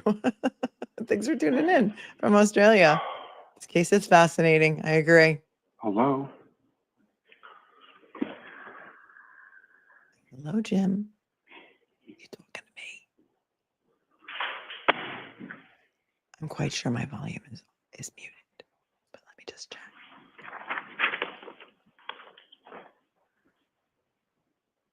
Yeah, I'm always muted. Hello? Hello, Jim. Hello?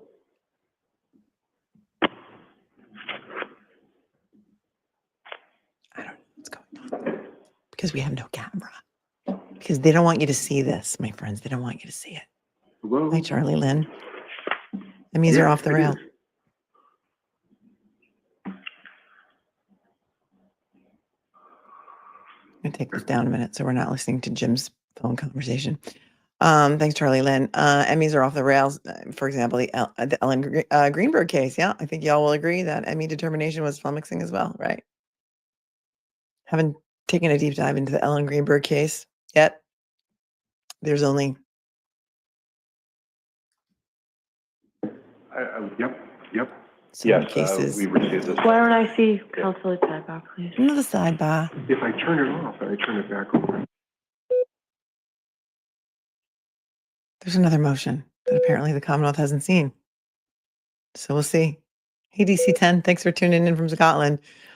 Did Bev do the pretrial stuff? Does she get to see the judge and judge the evidence that wasn't allowed in? Yes. I don't know exactly when she was assigned to this case. So I would have to go back into the docket to look at it.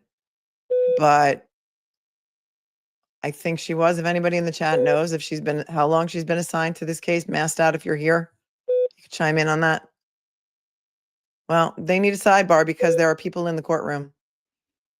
Even though there's no jury, there are people in the courtroom, and the viewing public is here.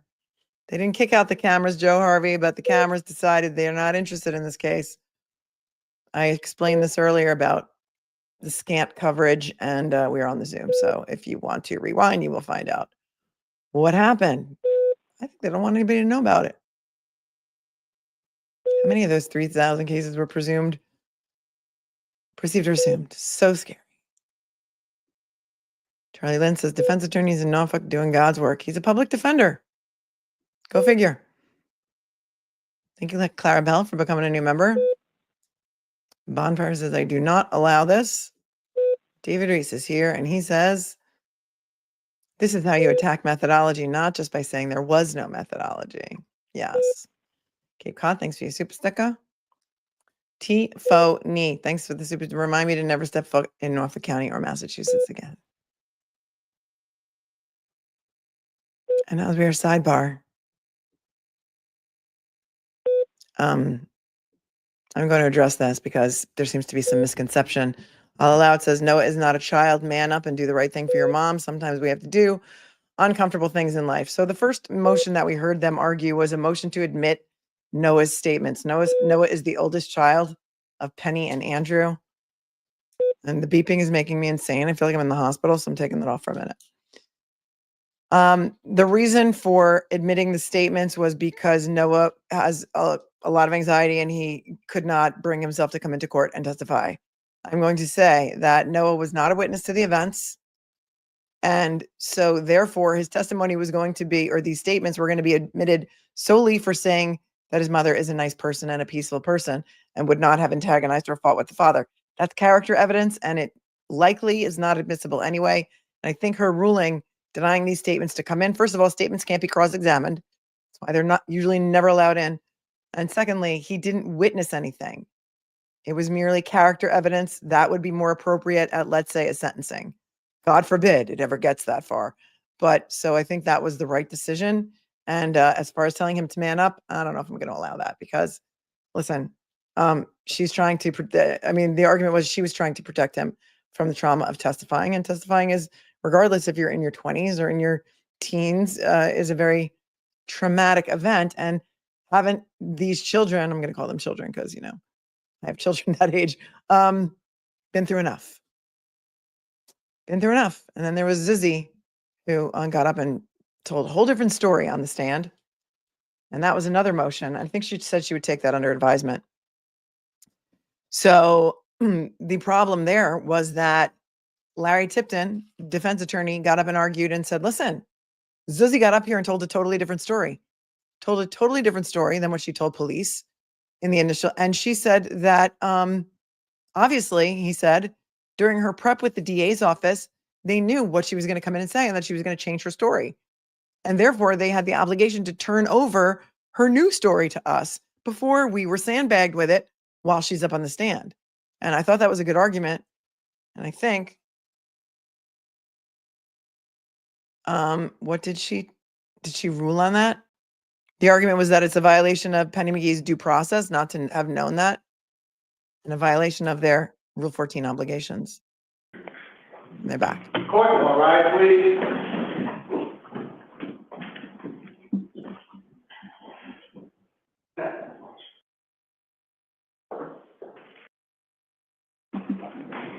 Please, Steve. And Barney? And Barney.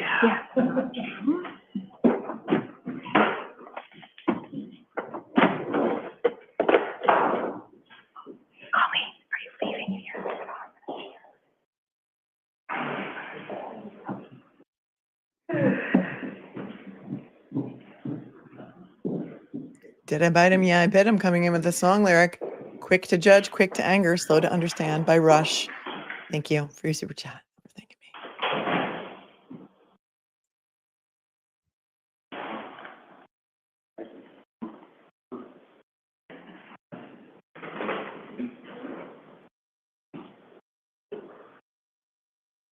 Are they going to tell us what they're doing?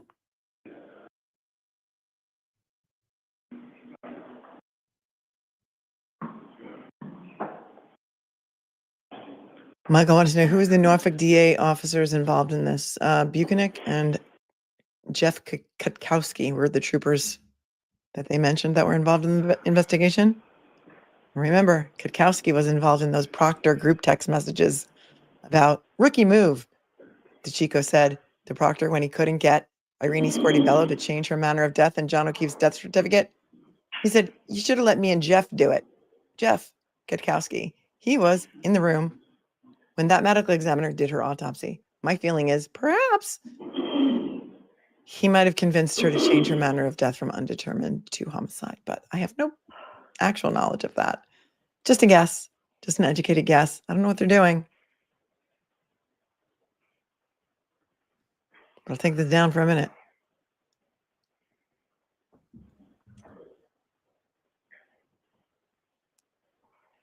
Or if they're reviewing that motion still.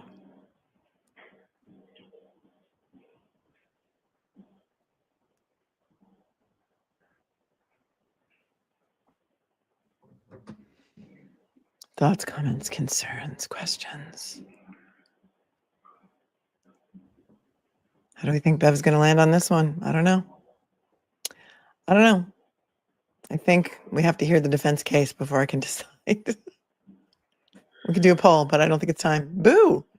Says Lavinia. Because apparently, according to that medical examiner, if you scare someone, if you say boo to someone and you pop up in a window with the intent to scare them and they die of fright, you could be.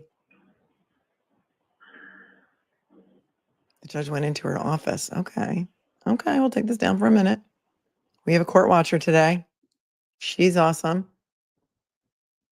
We'll see what is happening. Miss Dianetti says, I think I have to be there tomorrow, like a dentist appointment.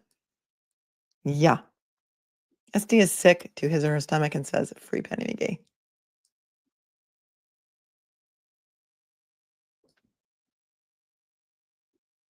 I hear Jim.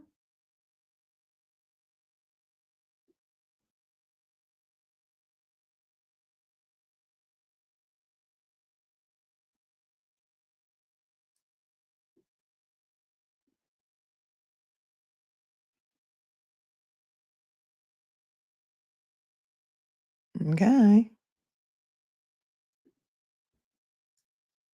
They're going in and out with their sound.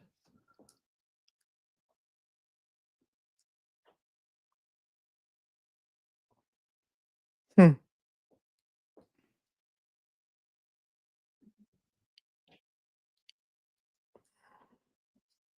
Okay, I'm just listening on my other ear.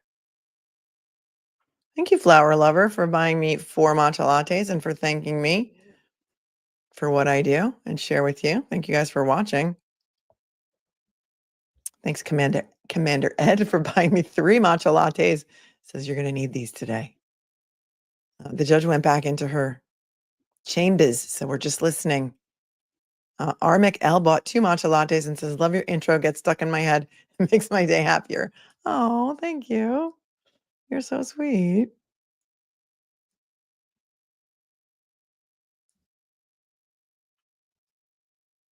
All right, so we're still waiting. Still waiting, like the talking heads say. Let's go back. Oh, well, we already watched that. So how many of you have not watched Zuzi's testimony? The daughter.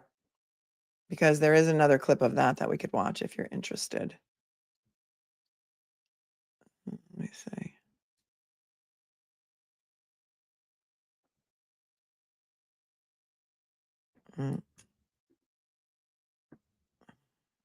Let's see it. Well, we might have some time. People have only watched a few snippets. There's not that much of it available. That's the problem. You guys missed it? Okay. Let me just try and find out what's happening in the courtroom. The DA left. Jim is running in and out. Okay. But they did not make the big announcement that, we're breaking for lunch. So let's take a minute.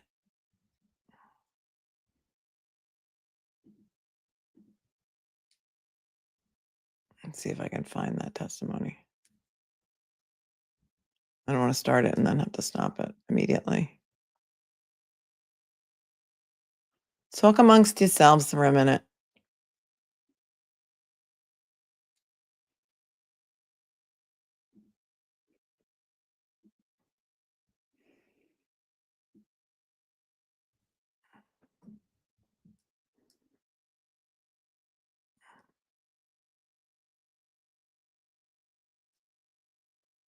That's why I kept saying hello, hello, hello. IT was calling. Hey, it's not, is it plugged in? Yeah, it's plugged in. I'm sick of this crap, Jim isn't having any. We don't have that equipment slash IT part. I know, Olivia. The problem is that's what we've already watched, and you have to watch commercials, and it's impossible to get through, so we couldn't do it. So as they post it, we've been watching it again. But Core TV's website blows. And try and get through it without the commercials. With the commercials, it's impossible. And then it kicks you off. We tried it one day to watch the brother-in-law's testimony, and that's when I got so frustrated that that's the reason we came back and are watching it again. So we're going to see what happens here if they're going to lunch. If they're going to make this motion.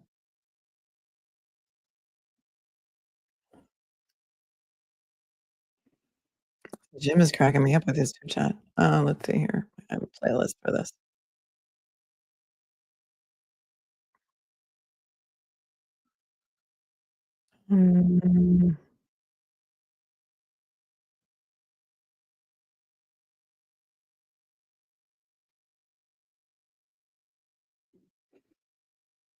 Okay, I got Zizzy's Cross, which we should watch because I don't think we saw any of Zizzy's Cross really last time. But I have it up, so I just want to see.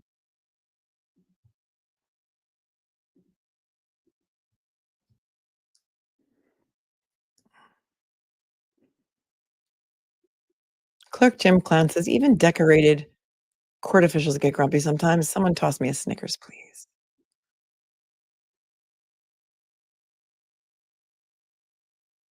They keep forgetting to mute it. It's insane. She did rule from the bench, so yeah, it could happen. Could happen. She's not striking. Jim is the court clerk. Jim is the court clerk, Rosemary, in the courtroom of Justice Beverly Cannone. We know him from the Karen Reed trial.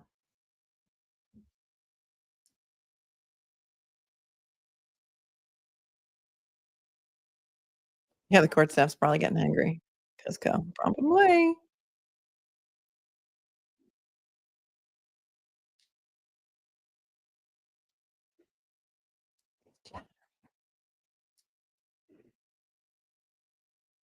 All right, let's take a look at this Boston Globe article. Here's the other case that they were talking about in court that the medical examiner was cross-examined on, where she had to change her manner of death. This was in the case of, those of you who are local might be familiar with this case. This is from March of 2022, and it says newly unsealed court records raise questions about handling of probe into state police trooper's death.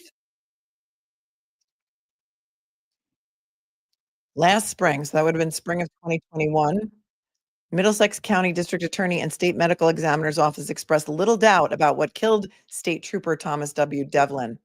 The medical examiner, the one we heard testify in this trial, who examined Devlin's body, noted that his doctors believed he was developing a rare degenerative brain disease before his death in September of 2020. But she concluded that if he had it, the only exposure to the disease would have been the surgeries Devlin endured in the more than 2 years after he was struck by a Haverhill man driving 54 miles an hour on Route 3. Okay. So this state trooper got hit, but not killed at 54 miles an hour. I don't know if he was a pedestrian. Might have been in his car. I'm not sure. On Route 3. And this is Dr. Dedrick. Her but-for causation that she used in the Penny McGee case said, with everything being the same, if Trooper Thomas Devlin was not hit by the defendant's car, he would have still been alive today. Prosecutors wrote in a May court filing, conveying the opinion of Dr. Rebecca Dedrick. So this is what the danger is of this medical examiner. But for Trooper Thomas Devlin being in a car accident with this man, Michael Francis, he never would have died from this degenerative brain disease. And then it says, then they changed their mind. We're just waiting. The court's on break right now for a second. Weeks ahead of Kevin Francis's March 30th trial on motor vehicle homicide charges, Dedrick told prosecutors that she could not, in fact, tease out how Devlin got the brain disease known as CJD. I'm not going to even Creutzfeldt-Jakob disease, and that she now considers the manner of his death undetermined. And so they dropped the homicide charges. Dedrick said she first received confirmation of Devlin's positive test results for CJD from the National Prion Disease Pathology Surveillance Center on March 2nd, more than 15 months after she initially ruled, without performing an autopsy, that he had died solely from complications of injuries sustained in the crash. What? And prosecutors said they also spoke to the center's director, who called it highly unlikely that Devlin, 58, had been exposed to the disease through the surgery. In fact, they were told there have been only 4 cases of acquired CJD in U.S. history. Court's documents show. Wow, she was so hung on her opinion that she didn't even do an autopsy, and said the trooper died because he was in a car accident. And as a result of the car accident, he had to have some surgeries. And then because he had to have surgeries, that's when he was exposed to this degenerative brain disease called CJD. And so therefore, but for causation, go back.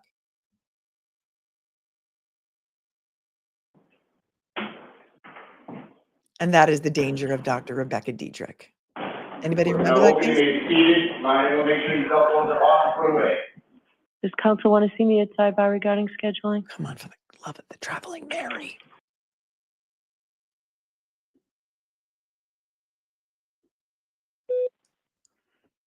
Don't. The beeping makes me feel like I'm in a hospital.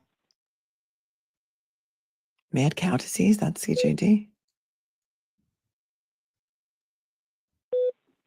Thank you, Dr. Russell is the goat. CJD, aka mad cow disease. Okay. I cannot speak to the truth or veracity of that. But Vanessa says her medical opinions, in quotes, are very dangerous. The charges were eventually dropped against the defendant, Michael Francis, in that case. But I think that perhaps, did he go to trial on that? I'm not sure. Did he go to trial on like the car accident? Let's see. So anyway, they spoke to the center's director, of the CJD center director. There had only been 4 cases of acquired CJD in U.S. history. All right, so Mr. Tipton, I will hear you on your required finding motion. Required finding motion. So we're moving for a required finding not guilty, Motion to dismiss. basically based on 6 grounds. That the Commonwealth has failed to prove that a rational trier of fact, sufficient for a rational trier of fact to find that the defendant's act of committing battery that created a high likelihood of substantial harm. Second, that a rational trier of fact could not find that the defendant engaged in wanton and reckless conduct, creating a high likelihood of substantial harm. 3, that a rational juror could not find that the battery was of sufficient force to satisfy the element of battery required in involuntary manslaughter on their theory.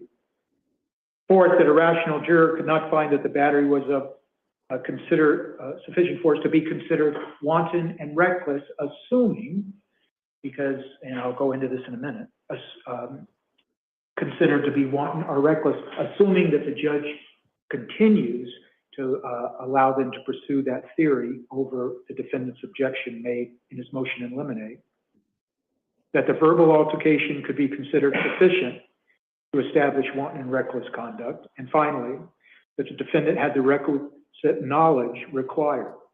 So I start with Lattimore. And we all know what the standard is, or at least we always think we know what the standard is, and that's the evidence viewed in the light most favorable of the Commonwealth. But I'd like to read, and I cite to it in my memo for required finding. The question is whether, after viewing the evidence in the light most favorable to the prosecution, any, and that's highlighted, so to speak, in the Lattimore decision, any rational trier of fact could have found the essential elements of the crime beyond a reasonable doubt. Thus, to sustain the denial of a directed verdict, it is not enough for the appellate court to find that there was some record evidence, however slight, to support each essential element of the offense. It must find that there was enough evidence that could have satisfied a rational trier of fact of each such element beyond a reasonable doubt. Now, why is that a little different? Because that's what the Lattimore decision says it is. They say right in the decision that it's not just in the light most favorable to the Commonwealth, it's whether the evidence would satisfy any rational trier of fact beyond a reasonable doubt. So, what is the evidence? Well, the evidence is that, and you know, this gets complicated because of the nature of this case.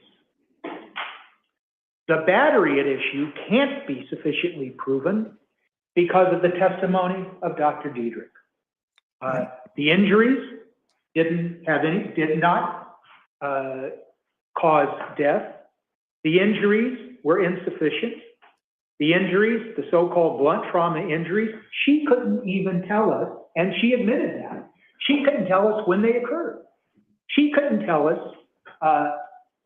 anything about how they occurred. And she admitted that. So that is not any proof to any standard, whether you just call it in the light most favorable to the Commonwealth, because there is no evidence that the battery was sufficient. Secondly, I cite the one case regarding battery in the context of a theory of battery, and that is Commonwealth versus Junta. I say it, I'm probably saying it wrong. No, I think you're right. Mass Appeals Court 120. And that what they say is that if only a single punch or only minor blows were involved, this would tend to negate the defendant's knowledge or the imputed knowledge that she was endangering life. So that goes to the knowledge element, but it also speaks to the fact that at most what we have in the light most favorable to the Commonwealth are 5 or 6 open-handed slaps. That's all we have. That's the light most favorable to the Commonwealth. So if you consider that battery being the only battery testified to that the Commonwealth could rely on, because I don't suspect the Commonwealth is going to now say, we think that pushing and shoving, when in fact, that just raises all the inconsistencies. Slapping 5 or 6 times, pushing or shoving multiple times. So I don't know what the government's going to argue, and I don't want to presume what they're going to argue, but the battery is insufficient to sustain involuntary manslaughter based on a battery. And talking about the battery, in this case, Judge, I might have muddied the waters on my cross-examination, but I know the court's smarter than me, so I know the court understands. What we're talking about here is that the precipitating event is what we're concerned with, because it's the precipitating event that led to the cardiac arrest. That is the causation. There was no testimony that I recall that definitively said that the touching or the battery was the reason for the rush of hormones. What we heard was it was an altercation.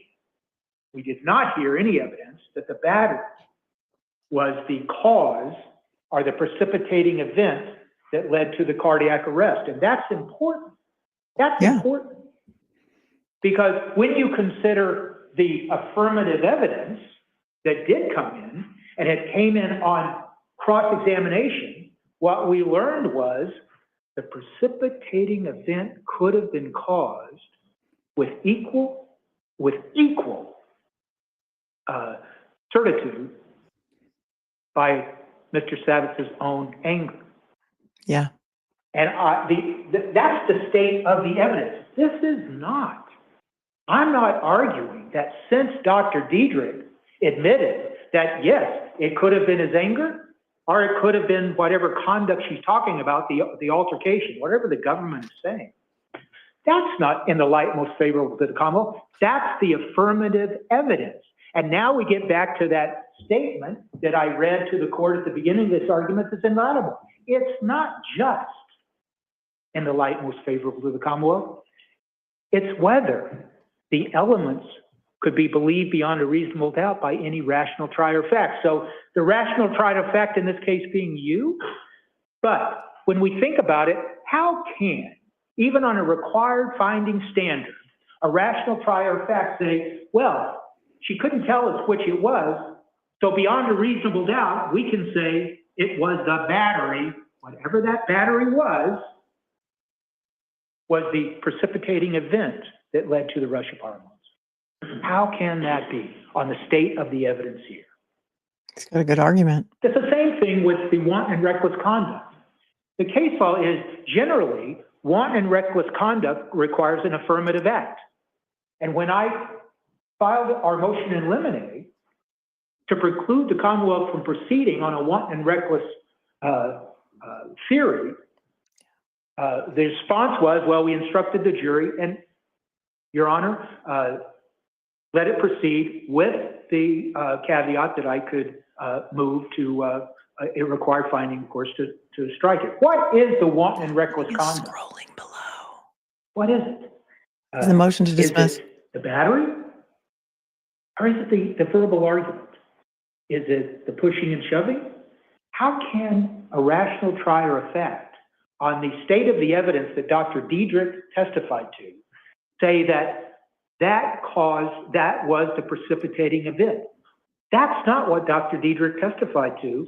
And at best, what she said was, at best, well, maybe it could have been, but it also could have been his anger. So where is it? Where is it in the state of the evidence now that a rational trier of fact, any rational trier of fact, could take those two equal propositions and say, beyond a reasonable doubt, I believe that that battery or that wanton and reckless conduct that seems to be subsumed in the battery caused the precipitating event that led to the death. And when we talk about this case, or any case involving the so-called homicide by heart attack, we are talking about the direct connection between the precipitating event and the resulting death. That's what we're talking about. The literature makes that clear, even though Dr. Dedrick didn't make it clear, but the literature does. And if the law doesn't seem to understand that, it's because these cases are so rare, because you can't find any case that specifically says that. But that is what is the theory of the government's case. So can a rational trier of fact find beyond a reasonable doubt that the precipitating event was actually, beyond a reasonable doubt, anything that Ms. McGee did? No causation. That's what he's arguing. That's now the right we get argument. to the knowledge of it. And when we talk about that case I just cited and read, that's one thing. So what do we have? At best, what we have are minor blows. Nobody. And if the Commonwealth argues it, I hope the court gives it the appropriate way. 5 or 6 open-handed slaps. That is a major blow? No, that's not what the case law is. And there's other case law that says, using a fist may not even be considered a major blow. So now you consider that in the context, let's just focus on knowledge. That case that I just cited says minor blows, even one single, but they also go on to say minor multiple blows, tends to demonstrate the lack of intent to cause the harm. And why is that important? Because that is exactly what the standard is. And Commonwealth versus Snead says, in each type of involuntary manslaughter requires a showing that the defendant knew or should have known that her conduct created a high degree of likelihood that substantial harm would result in another. Mm-hmm. What did the government demonstrate in its case in chief of the knowledge element of Ms. McGee? Nothing. I respectfully say nothing. What Dr. Dedrick said on cross-examination was, no, it doesn't. I don't think a layperson would know that Mr. Savitz was suffering from serious cardiac disease. No, I don't think a layperson would know that he was experiencing some kind of life-threatening diabetes. In fact, there was no testimony that his diabetes was in fact life-threatening. Third, and these are the quote diagnoses that are in the causation. That's why I'm pointing them out. No one would tend to know that Mr. Savitz was experiencing some kind of life-threatening hypertension. In fact, Dr. Dedrick, the evidence isn't that Dr. Dedrick even testified to that, but on cross-examination, she admitted that the hypertension that she put, that was included in the causation, she had no evidence that it was serious or otherwise. She didn't even know, because she didn't take time to look at the records, that it was the type of hypertension that is the most common hypertension.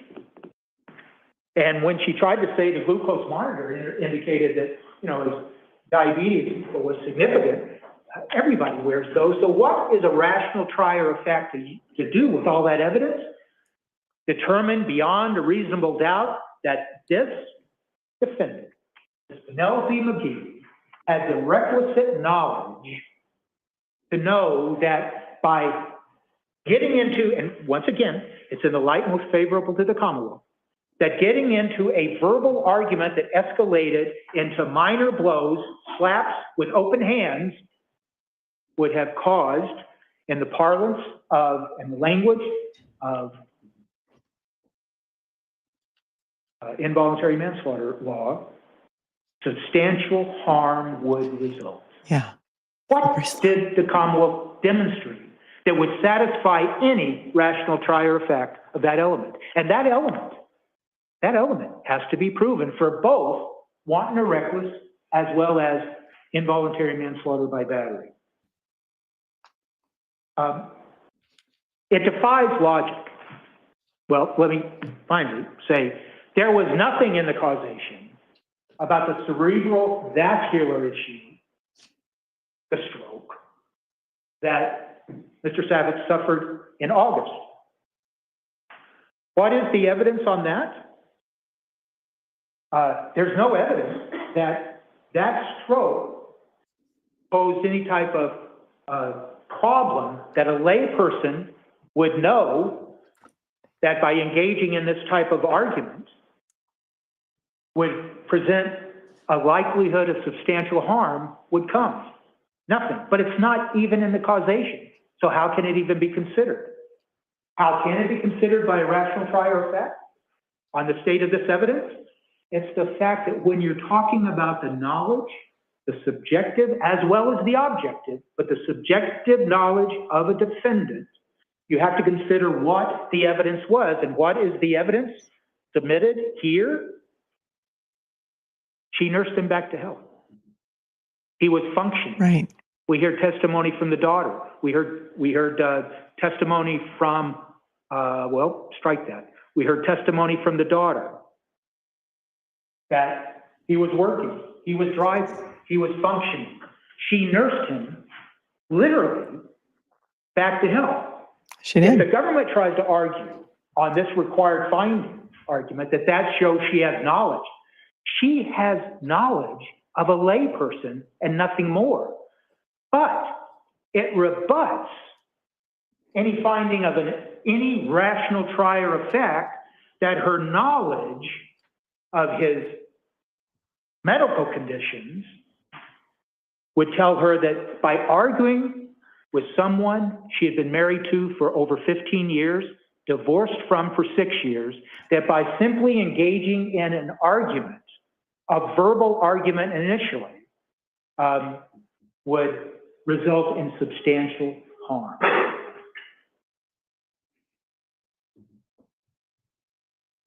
Thank you, Adam. But it's confusing to me. Yes, he's a So I'm public gonna defender. Larry The Tipton. evidence of Ms. McGee's statement to the police immediately at the scene that she was attacked and defended herself. Yeah. My question for the court is, what does a rational trier of fact do with that? It came in the Commonwealth's case. Mm-hmm.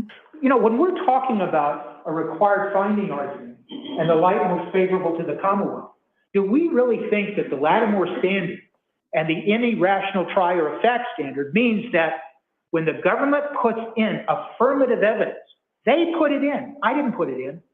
They put it in. I didn't get it through cross-examination. They put it in through their witness. Are we saying that on a required finding Lattimore standard that a rational trier of fact is expected to ignore that? What is it? It's evidence in light most favorable to the Commonwealth. It's all the evidence that the Commonwealth presented. I don't think the Lattimore standard stands for the proposition that the government says, puts in evidence in their case in chief, he did it, he didn't do it. That the Lattimore standard says a rational trier of fact can ignore the other evidence that the state put in. How does that work? Right. I can see that if I elicited on behalf of Mrs. McGee the self-defense statement and pulled it out of the teeth of an officer over the objection of the government, maybe then we have this legal argument that follows this, you know, complicated issue of required finding, but that's not what we have. We have the government standing up and asking Officer Yanez, what did she tell you? Right. Bang, it came in. They opened the Commonwealth door. did not ask for a limiting instruction, and the one thing I did right in this case was I didn't stand up and object. So now it is in evidence with the full force and effect of the Commonwealth's case in chief. And I ask the court to seriously consider, how does the court handle that on a required finding motion? Required finding of not guilty. That's what he's arguing for. On the state of this evidence, the Commonwealth has failed to prove, even in the light most favorable to the Commonwealth, all of those 6 factors that I outlined in my written motion. And I ask this court respectfully to enter a finding of not guilty. Thank you very much. Mr. McGee.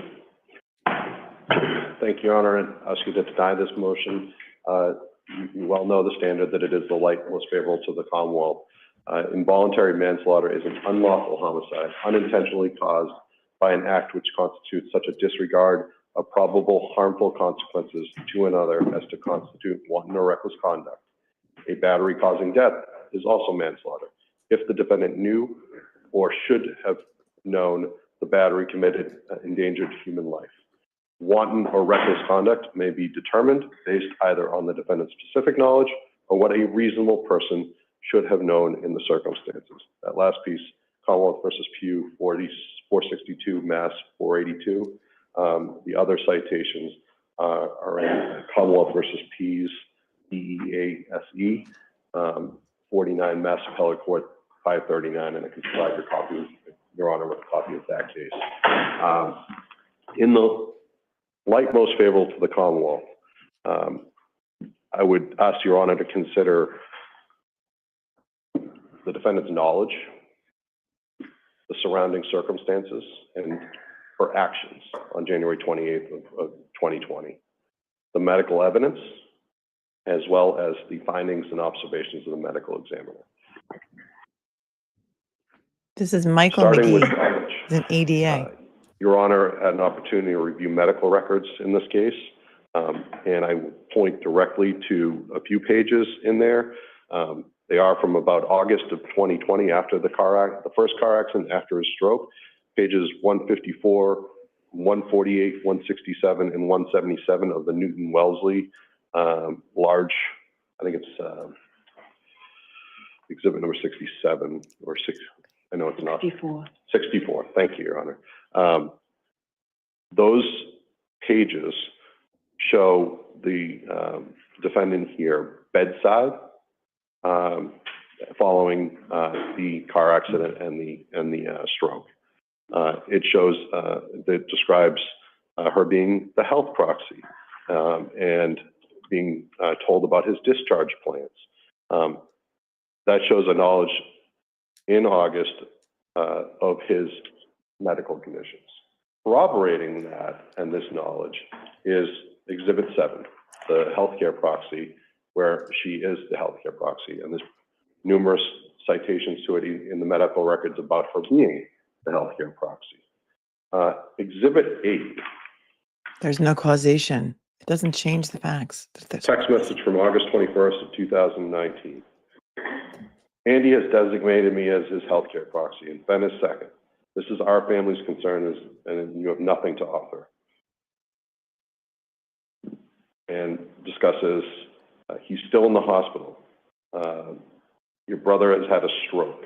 Yeah, because they didn't give a duck. They never went to visit him. You were on the do not visit list, and doctors have been instructed not to talk to any of you. Yeah.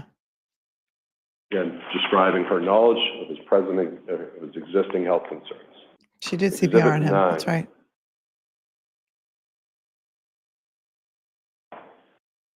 Susie lied about that too. The defendant writes to Peter, John, and Matt Savitz. I'm writing to give you an update on Andy. He's still very confused. His memory's still impaired. He's been sleeping a good portion of the day. We went to the doctor yesterday. She was a coverage doctor, basically useless on the diagnosis. We're going to see his regular PCP on Tuesday. That was August 18th of 2019. Yeah, that's before they evicted her and they were not living together and she was still taking care of him.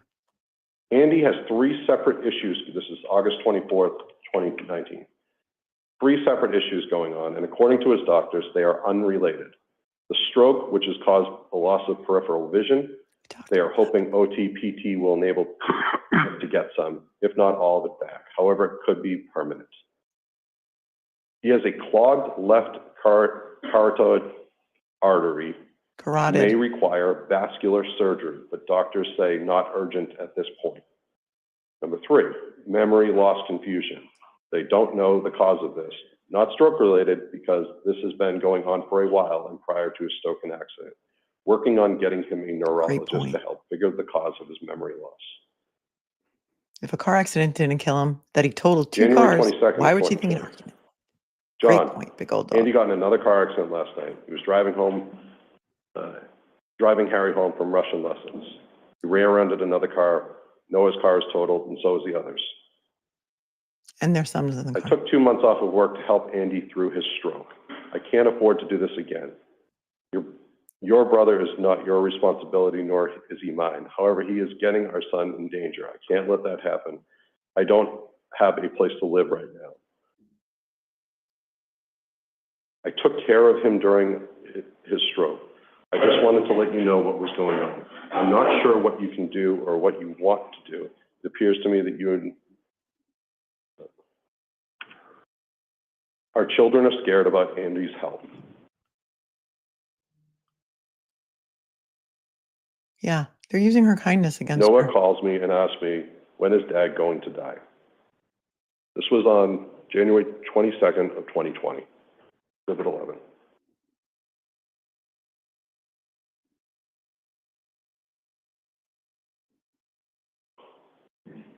Exhibit 12. That was a week February before his 5th, death. 2021. And I think there was a dispute maybe over the date, but it appears this was after the death. I mean, there was no evidence of it admitted, and we don't know if there was. I was the only one who found Andy on the couch after his first accident. I packed his bags, put him in the car, and took him to Randolph. He slept 12 hours that day. I got him an appointment with his PCP after Andy told me he couldn't get an apartment. I got Andy an apartment the next day in 5 minutes. I took him to Newton Wellesley, even though he was fine and didn't need to go. I was insistent. That was when we found out he had a stroke. I was there every day dealing with his doctors, making sure he would take his diabetes medication, his depression medication, and his blood pressure medication. I took almost 3 months off of work to take care of Andy and our children.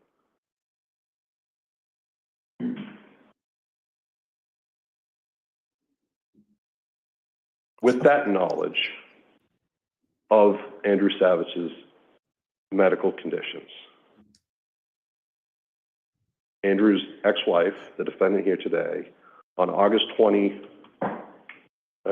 January 28th of 2020, went to the home of Andrew Savitz. She lived there too. Because she had been evicted by his brothers, or trust, sometime before that,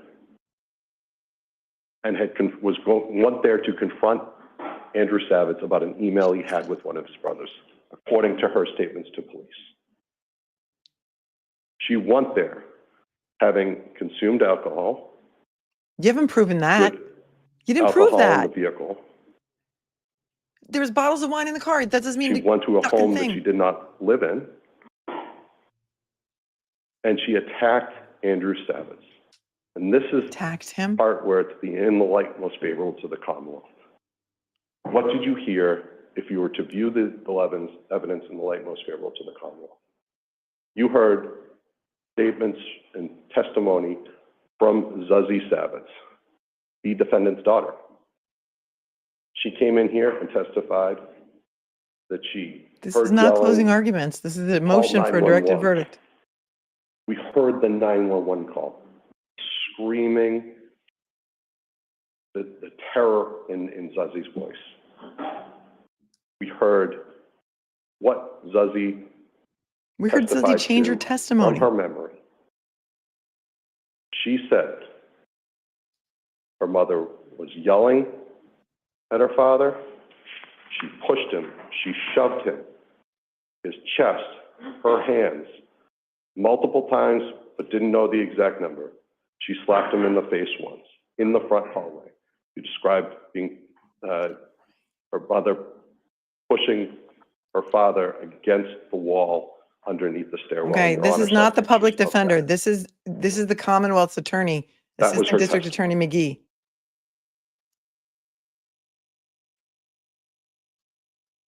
You then heard that at that very moment, Andrew Savitz collapsed and died. Or it collapsed and essentially was never revived again. The timing here is very important. And it was important to Dr. Dedrick and her manner and cause, but it's also important from a legal liability standpoint. Legal liability, this is not a civil case. Connection between those actions and his death. Police arrived, or first responders arrived around 23:08, 11:08 p.m. He was transported at 11:36. He arrived at the Beth Israel at 11:46. Stop, And his Dad. time of Stop, death Dad. was 12:14 a.m. on January 29th. It's essentially a little over an hour from the moments, and Your Honor heard the 4 minutes of the 911. The police were arriving, got the 23:08 from the EMT. Moments after Andrew Savitz dropped during the 911 call, essentially. It was about an hour and 6 minutes to his time of death. That there was efforts to resuscitate him. Yeah, by Penny, who did CPR. Defibrillators, multiple times, the epinephrine, the other medications that were administered to him. Exactly. That at one point during transport, they might have got a rhythm, they got a rhythm enough, but then he had a heart attack shortly before going to the hospital. And then at the hospital, that they never got him back. Despite tremendous efforts, they were unable to revive Andrew Savitz. And that timing is very important from this causation end, because then you heard from Dr. Dedrick. And what did she opine to? I don't know, but we can disregard everything she said. She observed hypertensive, atherosclerotic, and valvular cardiovascular disease. She testified about cardiomegaly, a number of heart issues, including severe 90% stenosis of the left anterior descending and right coronary arteries, a moderate 60% stenosis of the left circumflex coronary artery, and a moderate atherosclerosis of the aorta and iliac arteries. Other more severe atherosclerosis of the cerebral vascular. Also that he had diabetes mellitus. And she also observed, consistent with Zuzzi's testimony, left periorbital ecchymosis, bruising to the left eye, lacerations to the mouth, abrasions on the back, and when he had his heart abrasions to the right attack, and left sir. leg. He was intubated also. She candidly did not know when those occurred. She only wrote those observations down. Do we know? But what I would suggest is that those were observations that she made. Now, her opinion was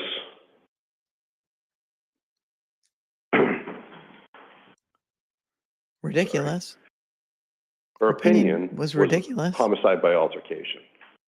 Homicide by Somebody with those altercation. medical ailments following that altercation, not those injuries. What I would suggest to you is that our case, in the light most favorable to the Commonwealth, is that there was an assault and battery. There was an assault and battery by the defendant on the victim here. There was also yelling. There was also argument. And this was done by a person that knew the medical condition of the victim. And there are cases that speak to this.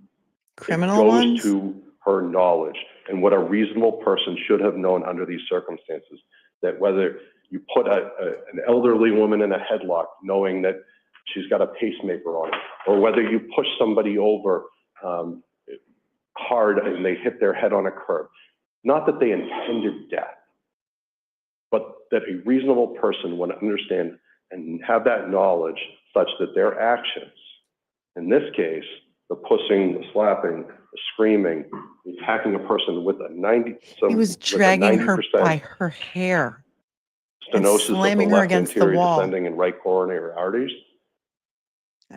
Puts It's them a kangaroo court. endangers their lives. And that's what the case law goes to. And I cited Pease. I'd also point, only for recitation of a law, but the case of Michelle Carter, and I can provide you a copy with that. But I also have an unpublished decision, Justice Liu did out of, when he was sitting. Because you couldn't find a published decision that's very actual similar to this case law. And it was whether the grand jury heard sufficient evidence, so a similar stand. But in this case, and it's Commonwealth versus Freiberg, the defendant in this case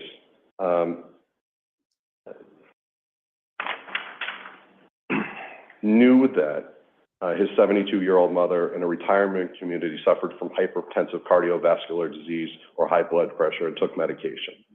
And he assaulted her. And what the court talks about in here, and I think it's important to understand, is that arguing that that defendant did not know or could not have known that striking his mother would or would not cause death was rejected by that court. The judge did find that there was probable cause to indict for the charge of manslaughter, since involuntary manslaughter requires a high degree of likelihood that substantial harm will result. Mr. Freiberg is not required to know or foresee the possibility that death could result from his actions. And that's Commonwealth versus Fortes. That was for an The indictment, test is sir, the not a danger conviction. a reasonably prudent person would apprehend. It's Contrary to the defendant's contention, the proper analysis is not whether he personally could have foreseen substantial harm. Okay, it's for an indictment, you just said. That's but a whether ham an sandwich. ordinary, normal person under the same circumstances would have realized the danger. What I'm asking, in a light most favorable to the Commonwealth, the defendant, Penelope McGee, should have known that her actions under these circumstances Right. would She have should not. caused substantial risk of harm, should have known the danger that could have, that resulted here. Mary points out, and obviously you don't allow your ex-husband to under that physically Lattimore abuse you if he standard, has a I'd heart ask you to deny condition. Duh. The defendant's motion for required finding. All right. Thank you very much. So we'll see everybody tomorrow at around 11 o'clock. What? All right. Thank you. Tomorrow at 11? She Tim, do we originally have the said grand this was jury? Yes. Could I have the grand jury, please? What grand jury? Now she's moving on to something else? What the duck? She said earlier this was going to be a full day on this case. That's what she said the other day when we were doing housekeeping. Okay. Well, we've heard the motion to dismiss, motion for a directed verdict of not guilty for persecuted defendant Penny McGee, and maybe she's tired. Maybe she's got the grand jury coming in on some other matter. It's 11. We're coming back tomorrow at 11. She's not going to rule from the bench.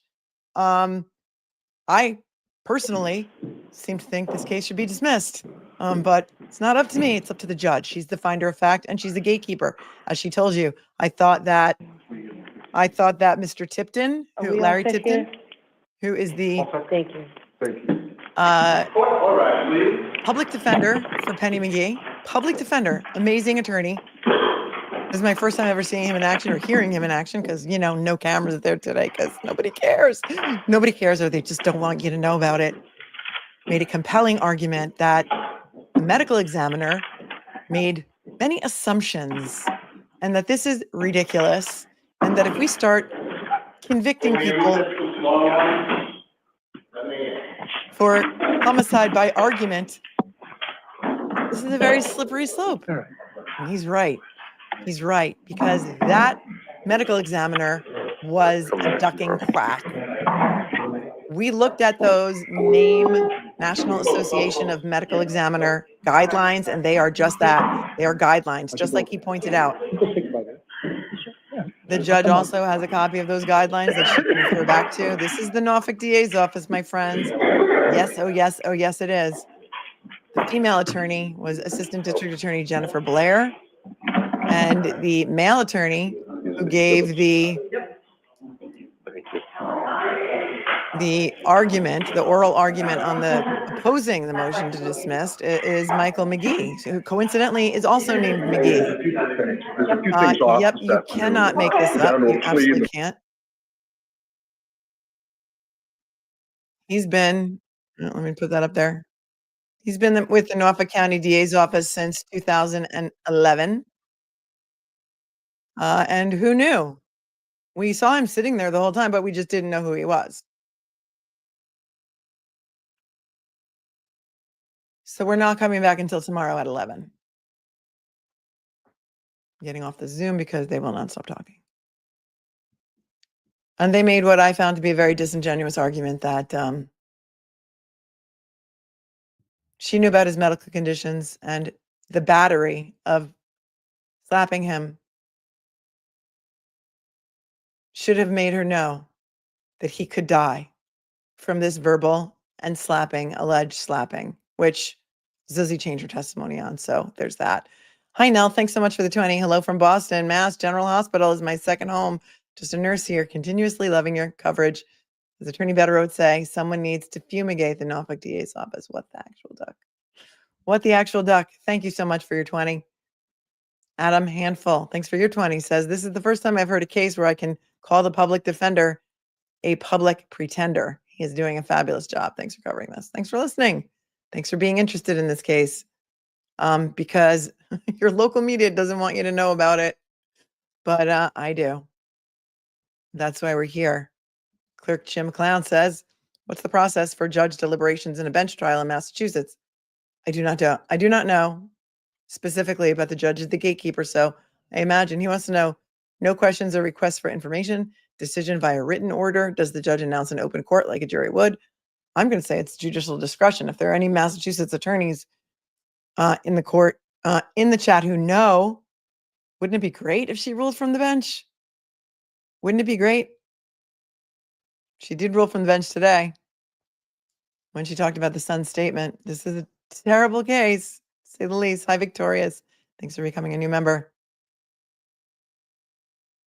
Nathan says, how would this be a murder, but Trooper Enrique Delgado Garcia isn't? Number one, they're charged her with manslaughter. That's what she was indicted on. And number two, there have been no findings in the Trooper Enrique Delgado Garcia death that I'm aware of, despite the fact that it was witnessed by numerous people. I don't know what the duck is going on with that investigation, Nathan, but I sure would like to know. Olivia wants to know if the police had body cam of their arrival at the scene. It was Brookline PD. So I don't know if they had body cams. We did not see any body cam footage in this trial. They didn't show any. And recorded interviews. They didn't mention if the interviews were recorded. And I don't know because I didn't do the pretrial on this. So I don't know.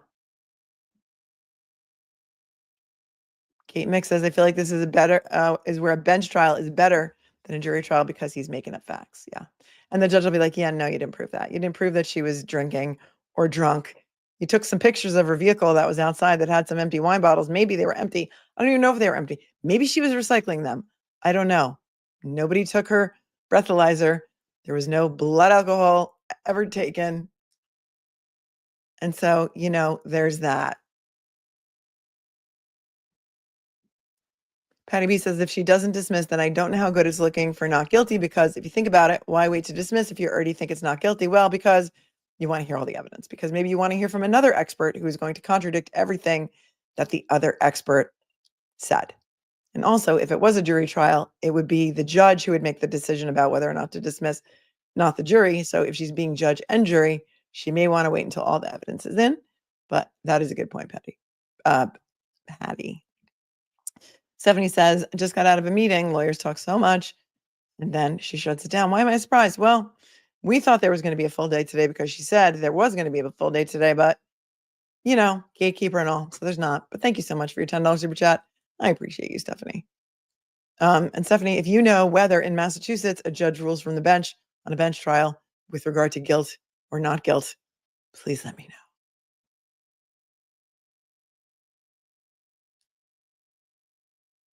All right. Well, as far as I know, we're coming back here tomorrow at 11 o'clock to continue covering this Mr. Goss Shonda of a case where Penny McGee is being publicly persecuted in the town square.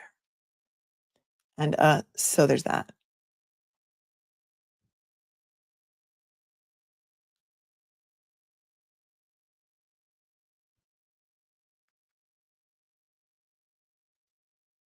I can't believe they're done for the day.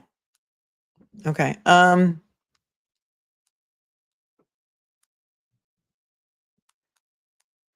I am going to, I have to go drive the mommy Uber in that case. So we are going to come back tomorrow at 11.